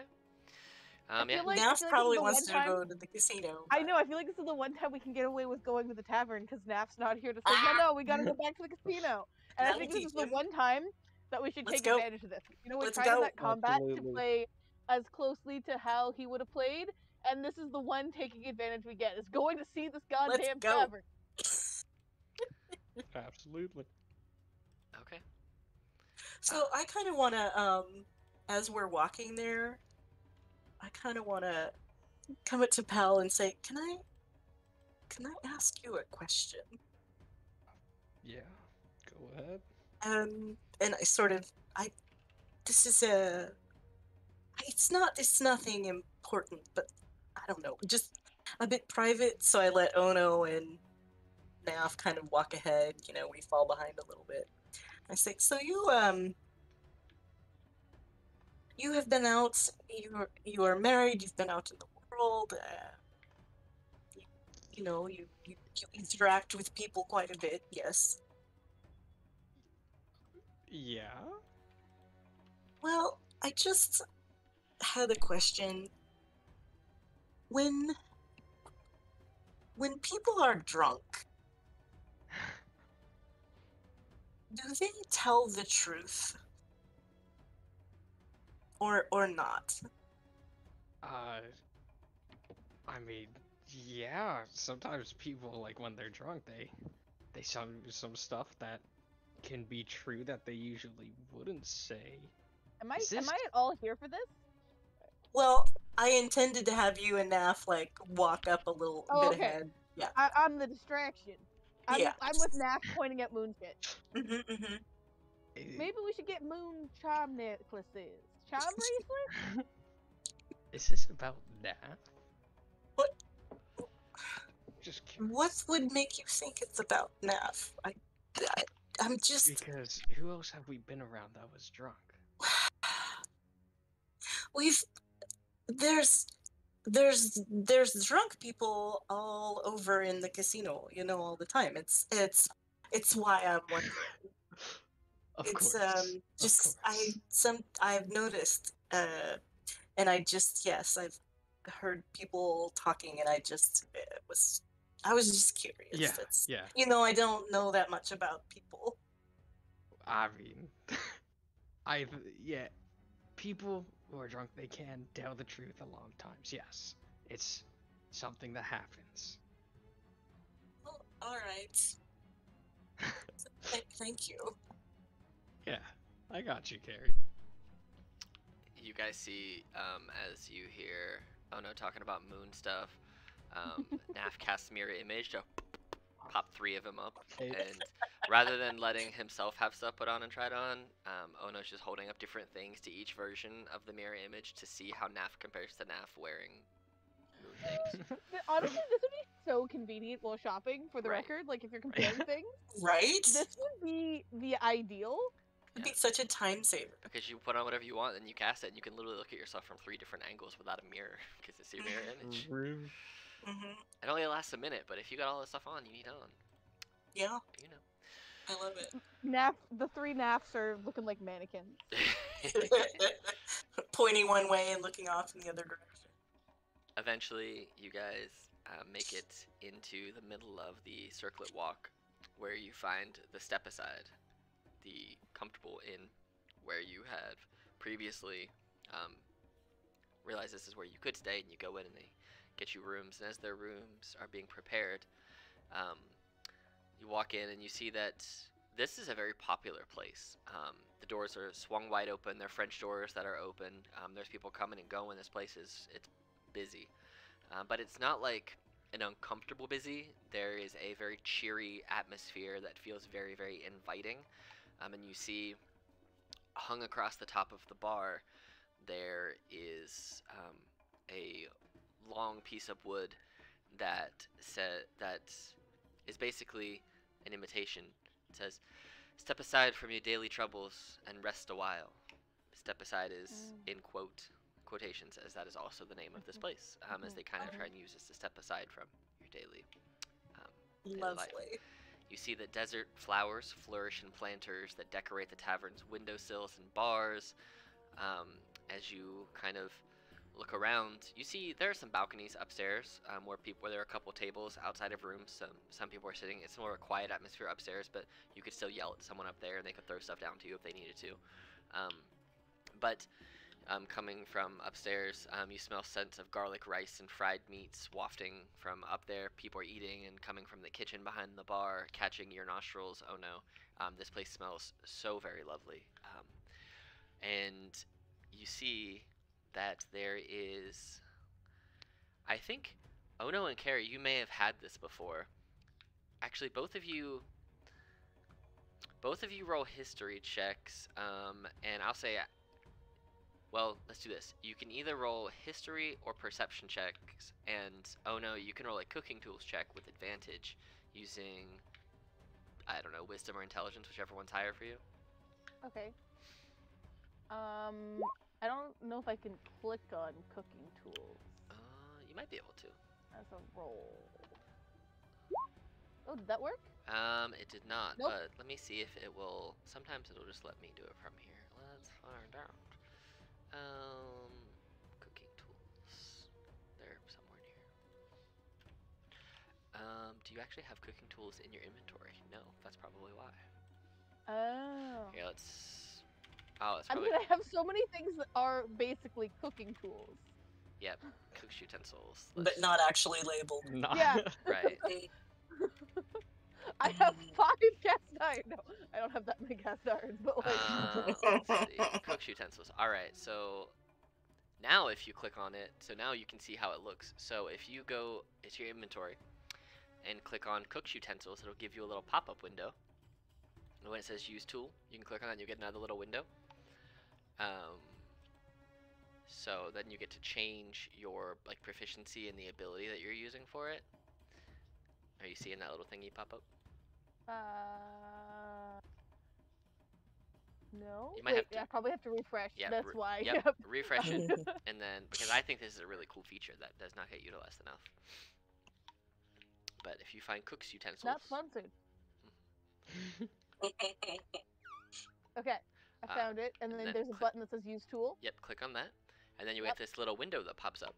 And if you click the ability drop down and change that to wisdom, and then click on the proficiency and change that to proficient, click on that. There's no way to roll that at advantage, you just have to roll it twice, but it will directly drag it right over into roll 20 for you. So there's a 9, Nice. so just do it again, or roll a medicine, because they're both +5. So whichever one's easier for you, whichever one you have more fun with. A 20, there you go. Ooh. Because remember, medicine is food. But I like that, because I think that's fun, because if someone calls for like a thieves tools check or something, you could do it like that. Yeah. That is no, cool. That's I a like it. cool way to do something. But the two of you, yeah, with a 13, you see it, and you kind of think about it for a second, Carrie, but oh no, like you dial in on it. This is a signature dessert from the southwestern Marquesian coast, consisting of shaved ice and sweet milk, topped with jackfruit or karak coconut strips and sweet purple yam, called halu. Hello. Yep. Can I Ooh, go? do you do? Can I eat 3 and then go find see if I can ask how to make it? Oh, 100%. And you have 3, and we'll say they're a silver a pop, so 3 Great. silver. But as you're eating, and they keep bringing them out to you, you go back and you learn how to make it from the chef. So you can actually add that as a recipe. I'll figure out what it does. I mean, Later. for the record, it doesn't have to do anything. Well, just- I think it should, because it's fun. I don't have anything against that. I think that's great. Actually, what I think it will do is I think it will give you the effects of like cold weather clothing, but for heat, so like warm weather clothing. So if you eat it, it will give you like heat resistance for a certain amount of time, I think is what it will end up doing. Because I think that makes sense. You're eating a cold, frozen dessert. Sorry, I'm just goofing around with this feature now. Oh, you're good. But as you are learning that, you see there are two elves that seem to be running this place. Both men. They're a little older. Not like for elves, they look older for what a human would. They look like they're probably 40s or 50s as far as humans, but they're elves, so they don't look old. They just look like they've seen some stuff. And they eventually see you, and they nod, and they say hello to all their guests, and they walk up and say, "Oh, hello. Are you enjoying your stay here so far? I see that you are a member of the Cobalt Soul. We very graciously welcome you here, and thank you for using our place of residence. We very much love working with Jamil and keeping the city safe. If there's anything you need, please just let us know." We thank you. Um, Your establishment is very welcoming. My name is Kalinau, and the other man that you see over there points over to the other elf. That's my husband, Kalinau. Here, I'll write out their names so you see them. Or Irawan is this guy's name, and the husband is I heard Kal-El. It's fine. Kala now.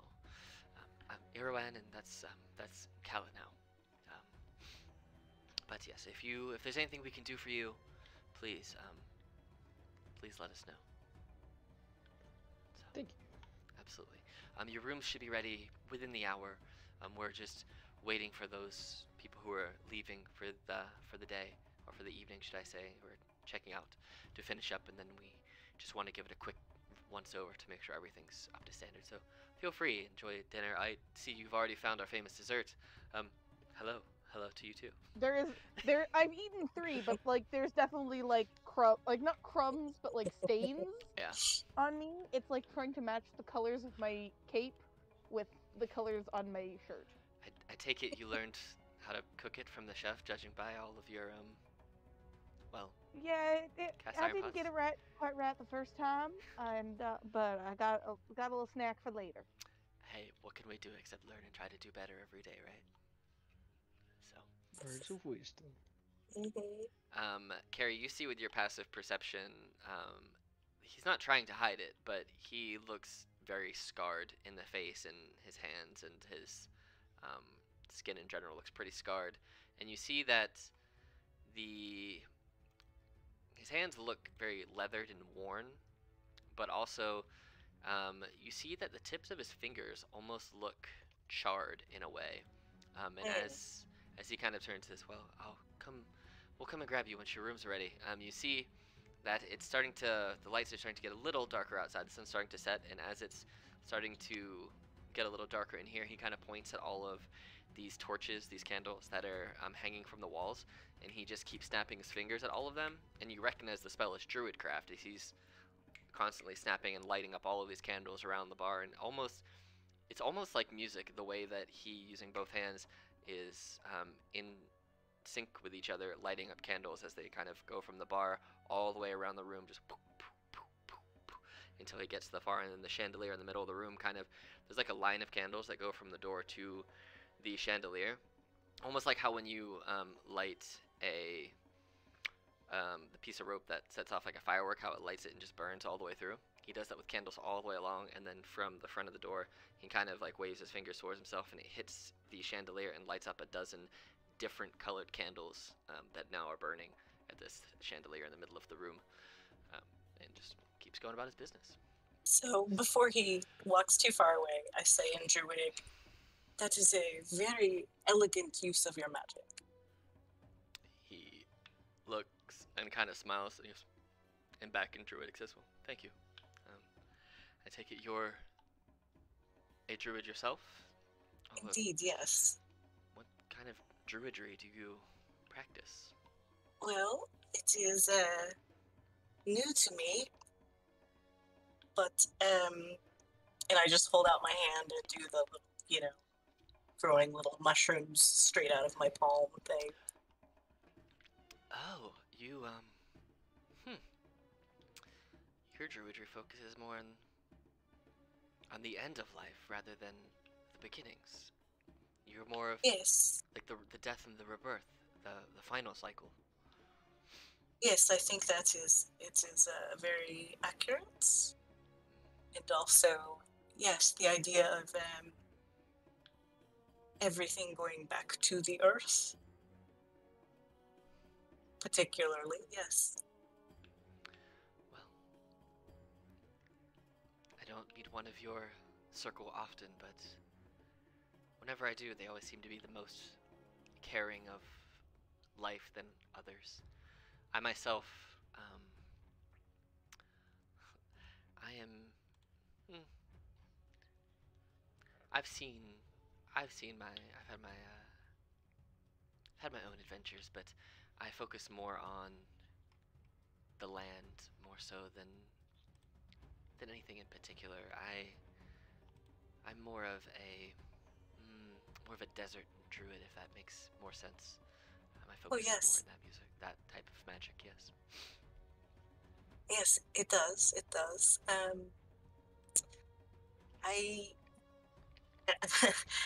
As you say, perhaps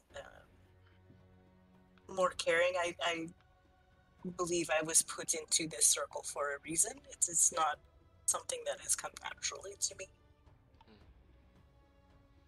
Well, whatever god, goddess, or being that you follow must have a reason for putting you in that.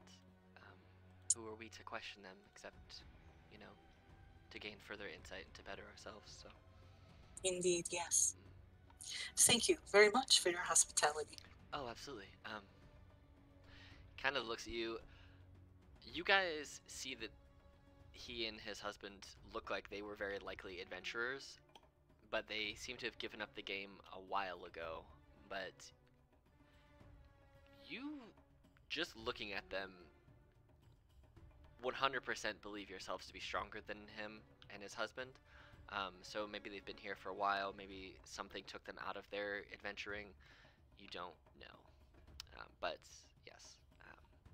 Or they have hidden depths that are just far beyond our perception. Maybe. Maybe. But they, the time goes by a little bit and your rooms are all ready. They prepare a room for each of you, so you can have your privacy. You guys obviously have the ability to sleep in the same rooms if you so choose, but you're handed 4 keys and led upstairs to the rooms, which this place goes back a little further than it seemed like it should have. Like, you go up to the balcony where there are small tables, and you are led back and they show you where your rooms are and say, it's still early in the evening. Feel free to come back down and join us downstairs and enjoy the atmosphere if you so choose, or feel free to rest. Dinner will be served within the hour, so feel free to enjoy the nightlife of the city, the downstairs. And if for some reason you are out past our closing time, the key will also allow you in a door around the back. Just make sure you relock it upon entry so that we are not invaded, as we had one of those a few weeks ago, and it was not an enjoyable time for the invader. They are now with the hands of Ord, and Jamon was not happy with them. Jamon! You guys all know Jamon to be the leader of Ank'Harel, the Emperor. So. Damn. Okay. Yes. It's got Jamon's attention. Oh, yes. He kind of pulls all of you to the side, kind of or goes into one of the rooms with the 4 of you.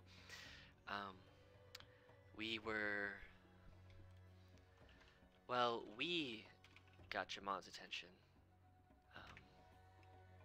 and my husband and I, we were members of the Scarbearers, some of the original members of the Scarbearers, and you can all roll history checks if you want. Okay. I do want a... Yeah. I've been rolling horrible today. What? So it makes sense though, Pell, because you never really traveled a lot before now, so you didn't really get to different True. cities. True Your wife enough. didn't tell you too much about it. But they go on to tell you that this Erewhon and his husband, Kalino, were among the original Scarbearers, those who started... The Scarbearers is a mercenary guild from Ank'Harel during the city's nascent years, and these 2 were some of the original members and some of the protectors of the realm at the time. So for them, probably 20, 30 years ago, and by defense of the realm, it's not necessarily like, at least for the purposes of their story, not like godlike defenses and things like that. Protection of the realm, more so the realm is in their city. They were protecting their city from invading forces. Maybe they don't go too much into detail with you or for you, but maybe they fought back some creatures that came out from the Netherdeep. Maybe they got the Vermilion Dream kind of under control. They kind of just allude to the fact that they know Jamon Sa'ord, the Emperor, and they have mutual respect. And whenever they need something in particular, they can reach out through private channels. And they also do favors for the Emperor when certain phrases are spoken, but they do not speak those phrases publicly Yeah. for fear of, that. Right. But yes, so they they're pretty well known. They have a lot of connections. You would imagine in more of the nefarious parts of the city, as well as the up and above board parts of the city, but that part of their life is primarily behind them and less requested by the emperor themselves. So, but yeah, so. Wow. Very cool. Damn, dude. But yeah, so he kind of nods. He goes, well, I have to go rejoin my husband and continue the business for the evening because it's going to pick up, I'm sure. It gets busy here very shortly. Right around dinner is when we get busy for a few hours until everyone goes home for the evening.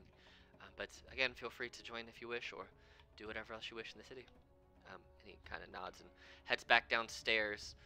And you see at this point the sun is set, and as you look out the windows, there are deep purples, reds, blues, and oranges kind of lighting over the city. And now you truly understand why this place is called the Jewel of the Desert, because it literally looks like you're looking at light reflecting off a box of different jewels. Just kind of, it's a very serene sight. It's very peaceful, and you don't hear all the sensory overload of the sounds of the casino. You don't have the screaming, the people winning games. You're actually in a moment of peace and serenity and almost sensory deprivation, more so just like environmental appreciation than always having something happening, and you have a moment to just be with yourselves. Carrie likes this so much Yeah. better. She's not a city person at all. So this is a relief that she didn't maybe quite know that she needed. Yeah, it's been a busy while since you've been here, since you guys started this adventure. Once you hit Bazozan, it's been non-stop sensory overload and moving and going and never really stopping to take a breath, even after your death. And like coming back to life, you never really, other than a couple of days where you kind of like rejuvenated back to full health, you haven't really just had a moment just to sit and appreciate where you are as you're getting further and further embroiled in something that you had no idea 2 weeks ago what this was. 2 weeks ago, none of you had been to this city. Damn. And now you know people who know the Emperor, and you're part of a major faction and organization, and have gone to an underground, flooded, ruined city, and are trying to get into a place called the Netherdeep to save Ank'Harel in the potential realm. It's been a hell of a fortnight. If any of this is like hitting oh no at all, she would like to attempt to become like in the tavern, like find the corner and like attempt to become the dark stranger in the corner for a little bit, but she's still wearing her like multicolored cloak, and I don't know, she's probably like fiddling with a spoon in a very unmenacingly way, but like in the like, mysterious stranger in the corner kind of way. If that makes any sense. Yep, you're basically the mysterious clown in the corner. Just sitting, yes, hanging thank you. People leave you be because they see that you're just kind of weird. From there, you're not like intimidating or scary. Though. You're just, it's one of those things where they look at you and like, they, when you've seen somebody from across the room, across the bar, and you look at them and you're like, I know they're going through some shit, but I don't want to get roped into a 3-hour conversation if I sit down with them, so I'm just not going to do that. That's kind of what the majority of the people are thinking when they see you right now, like, she probably needs something, but I don't want to be the person that's stuck doing it. Well, and honestly, if, a lot of the Cobalt soul is staying here, they've seen some shit too. So this might not be that unusual behavior, Yeah. But yeah, anything else that you guys would like to do for the rest of the evening? You do have the evening to yourself. You have Are the rooms nice? Oh, the rooms. You were staying, from where you were staying before, it was considered to be poor lifestyle. this is a comfortable lifestyle. So they're much nicer. The beds are down, you have multiple pillows, the mattresses are soft, you have privacy, the rooms are very... You close the door and the windows and you can't hear the room next door. You have great views of the city. And if you look out because all of your guys' windows, if you look out here, face out this way, so you see out into the desert and you see the sun setting over the sands. But man. you can look out the hallway and you can see the other sides of the city from the different rooms. There's plenty of windows throughout this place, but yes, you can actually look out and you can see the desert. You can mentally just put yourself out of the busyness of the city and out into the open freedom that is the desert in the middle of... I'm kind of picturing like the way that hotels and stuff are in Morocco, with like the sort of lime washed walls that are, you know, that kind of just kind of will reflect the heat and stuff. Yep, it's exactly like that. And the cool colors. So is there a roof that one can climb some stairs and go up there on? There is a roof. It's a little more challenging to get to because this is an actual tavern inn and not a casino. So I mean, you could get up there. It's just you'd have to, you know, pick a lock or two.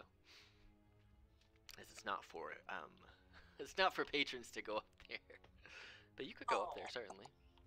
That makes me sad. Well, I don't want to like. I mean, you could also ask and see if they would just give you permission to go up there because I would like to just go ask. Yeah. If that's all right. Oh yeah. As you go and you find them, and you ask them if it's going up to the roof, if something is possible. They toss you the key, and the druid, Iroan, says, "Sure." Tosses you the key and says, "Just don't lose my keys, please." So, I will do my best not to. So you head up to... I'm gonna grab Ono. Alright, so you and Ono go up to the roof. Yeah. Naf is gonna go and just enjoy his peace with his... Naf goes, let me show you how to actually be the dark stranger in the corner. Watch and learn. Yeah, so... Sorry. No, you're good. So Naf and Bob go and enjoy the quiet and the time away, but also begrudgingly enjoy it because they wanted to go back to the casino because that's where they live. So, you know, that leaves you. And we're like, just go ask Irwan and Kalaneo if they have little kids that you can babysit. I say that over my shoulder as Ono and I are heading up. He just grumbles. He goes, "They're not going to be the same." Closes the door. So that just leaves you, Naf. Anything in particular you wish to do? You have the letter from your wife in your pocket. Yeah, that's what I was just about to say. Okay. That I want to go up to my room and read that letter. Okay. Do you want me to tell you what the letter says now, or do you want me to send it to you? Because you're the only one, even if I told it to you now, you're the only one that in-game would know about it. You could tell me now. Okay. So as you mailed the letter to your wife probably about a week ago at this point, maybe right about a week, maybe a little bit longer, somewhere between 7 and 10 days, something like that, somewhere around there, I think. If that letter would have gone to her by the time she sent this? Yes. Okay. They told you that they could get the letter to wherever they're going within 2 days, and I think you paid for like. So faster ones. They got she it read within the a day. letter before. Oh yeah, she got the letter, and then this one came back. She sent it. She got it Cool. back here. She may have actually just responded immediately, and the person brought it back. You just hadn't gone or had any. I think that's pretty much what happened. They delivered the letter. They stayed there. She wrote another one, gave it to them, and they picked up all the other mail. And we're dropping off in different cities on the way back here because there are lots of little towns and villages and cities and stuff between here and where you live. So they just kind of did both. If they're already going that way, they'll drop everything off on the way there, and then anything coming back this way, they'll pick it all up and just do it in one big loop. Yeah. Okay. So you wrote the letter to your wife, and the letter comes back. And as you kind of skim it first, because you're like, you know, when you say something and you're bracing for someone to throw something at you or yell at you, you're just waiting for them to be mad. You skim it, kind of like looking at the corner of your eye, like, ee! But it does not seem to be in the same stronger tone as before. This seems to be more of like a relaxed letter Yes. from her. And she says, "To my loving Pell." Is the resigned sigh part of it? Sigh. He would imagine possibly. I can see that happening from her for sure. He knows his wife. I'm sorry that my tone in my previous letter was as harsh as it was, but I needed to get a point across. You need to write more. Our family misses you when you're gone, and you've left me many chores to do, and you didn't tell me how to do them. And so, you know, our house runs in a very specific way when you are here, and I've had to create my own system, which has not necessarily been to the favor of, well, everyone else. Anyway, yes. I'm sure you're not useless. It's unfortunate that your friend almost died, but being an adventurer, part of that life that you accept is the risk that mortality is a thing that you can face on a regular basis. And if they're acting like it wasn't your fault, it very likely wasn't. If they were just trying to make you feel better, then they would probably be acting differently towards you. But I'm sure with as honest and as nice and as protecting as you try to be, that they really don't blame you at all. It just sounds like it was an unfortunate accident, but I'm glad they survived. Yes, the boy's still failing math. He's gotten better, but it turns out yelling numbers and throwing blocks at him from across the living room is not the way to teach math to a child. But Huzam apparently can count now, so Huzam is tutoring him. I don't know if that's better or worse. Huzam? What? Yeah, Huzam. How the hell? Huzam returned home and could apparently talk, and he's smart now. And I don't really understand. He said some wizard. But he's tutoring math. I don't know. I don't understand. He was awakened, I guess, by some magician. Yeah, so, you know. By stomping his hooves. Right. Your strong physique and charming flair really didn't teach math or prepare me for tutoring math, because I'm also not good at counting very much or doing math either. We are ill-prepared parents for tutoring math. I'm glad at least someone at this house can count, or count well. But I am looking for a, humanoid-esque tutor. Maybe one of the neighbor kids in his class can tutor him. Maybe I'll pay them. I don't know. Oh, the girl you're talking about. Yeah, Abigail. That is her name. Maybe she can teach him math. He does have a crush on her, so I don't know how well that would go. And I'm not ready to be a grandmother yet. Come on, so, man. He's got it. Maybe. He's got it. Maybe. But no, he doesn't have a job yet. He's still too young to work. There are child labor laws. Pell. We've talked about this before. We can't just send a child to the mines. That's not a thing. He can't breed horses yet. Sorry that you don't want to parent him when you're here and you want to send him to work. Anyway, we all miss you very, very much. Look forward to hearing from you again soon. Ooh, I will say, I forgot to tell you, we did get new neighbors, and let me tell you, Janice, she's a real bitch. She thinks she can sew. She tried to make us a blanket. I don't know why. She tried to throw it over Azam's back, and he kicked it off and pooped in it, and it's a whole thing. I had to pretend it was good, but it was really poorly made. I don't recommend, when you make it back here, try to avoid Janice at all costs, but I'm gonna make you deal with her so I don't have to, because I might just poison her pie. I don't know, and that's, she puts in quotes, that's not a sexual thing. Her actual pie. Anyway, please send a gift or a present or something next time you write, so that the boy doesn't miss you as much. So, but yes, I miss you very, very much. Hazam is apparently smarter than any other horse I've ever seen before. Hope to hear from you soon. Wish you the best. Signed, love, Aisha.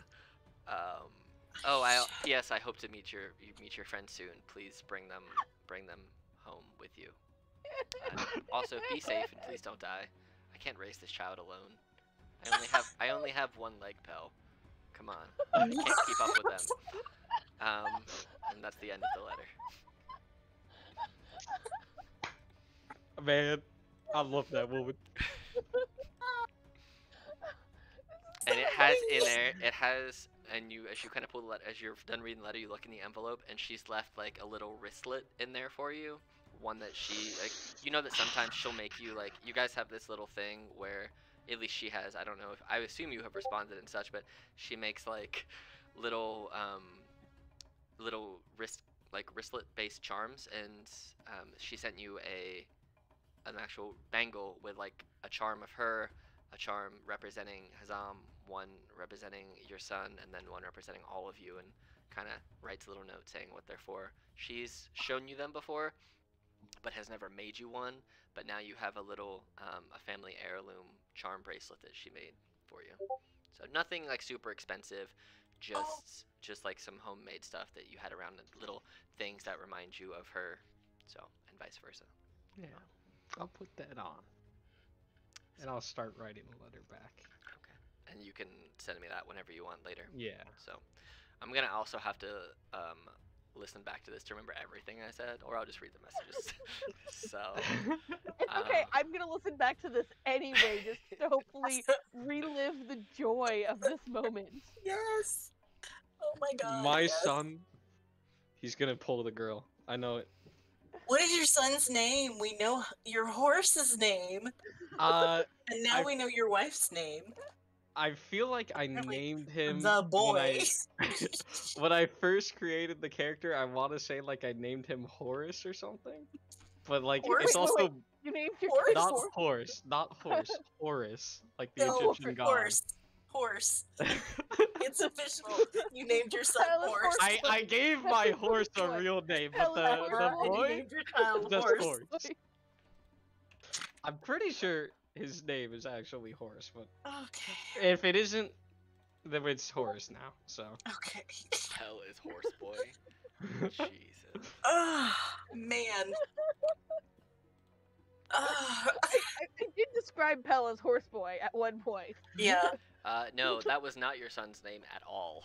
Do you want to know what Okay. you named your son? Yes, please tell me my son's name. Your wife's name is Aisha Hartwood, and your son's name is Levi Murdosk.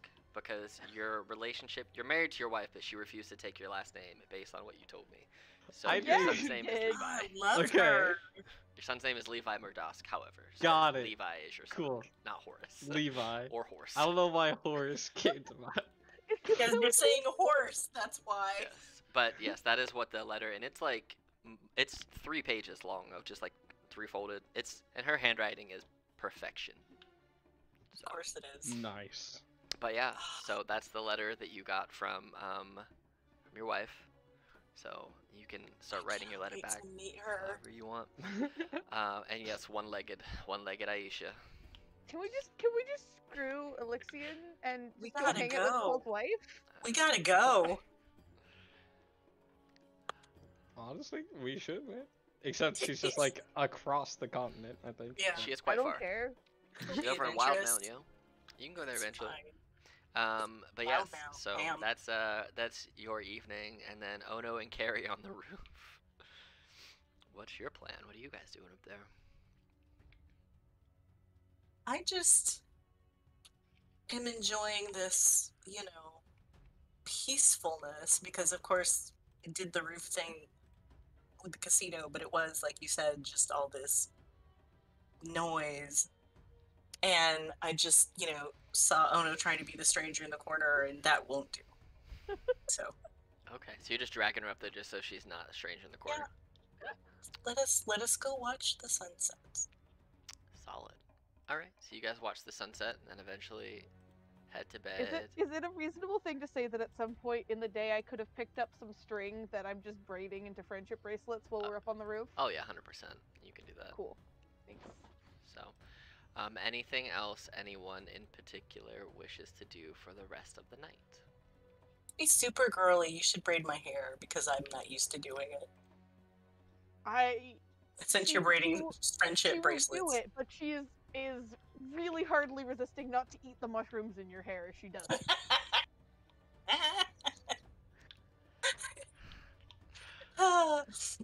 You guys Like, oh no, we've talked about this. You guys spend the rest of your evening up on the roof braiding hair and bracelets and just enjoying each other's company. It's a whole sleepover thing. Right. Naf and Bob do what they need to do in the room, and if there's anything that they want to do, or he wants to do when we come back next time, we'll put that out there. Naf enjoys the letter from his wife, hearing about his family, and Hazan being a math tutor, and starts writing his letter back to her. And with that, you guys eventually find rest in your rooms. Nothing crazy happens in downstairs. It's just a typical busy night at the Tavern Inn. You guys all find peace, find rest, and we will pick up here actually this coming Thursday on the 12th. But in the meantime, you guys all will level up to level 9. Is it Thursday yet? Is it Thursday yet? There you go. All right, and with that, we'll pick up then. Bye.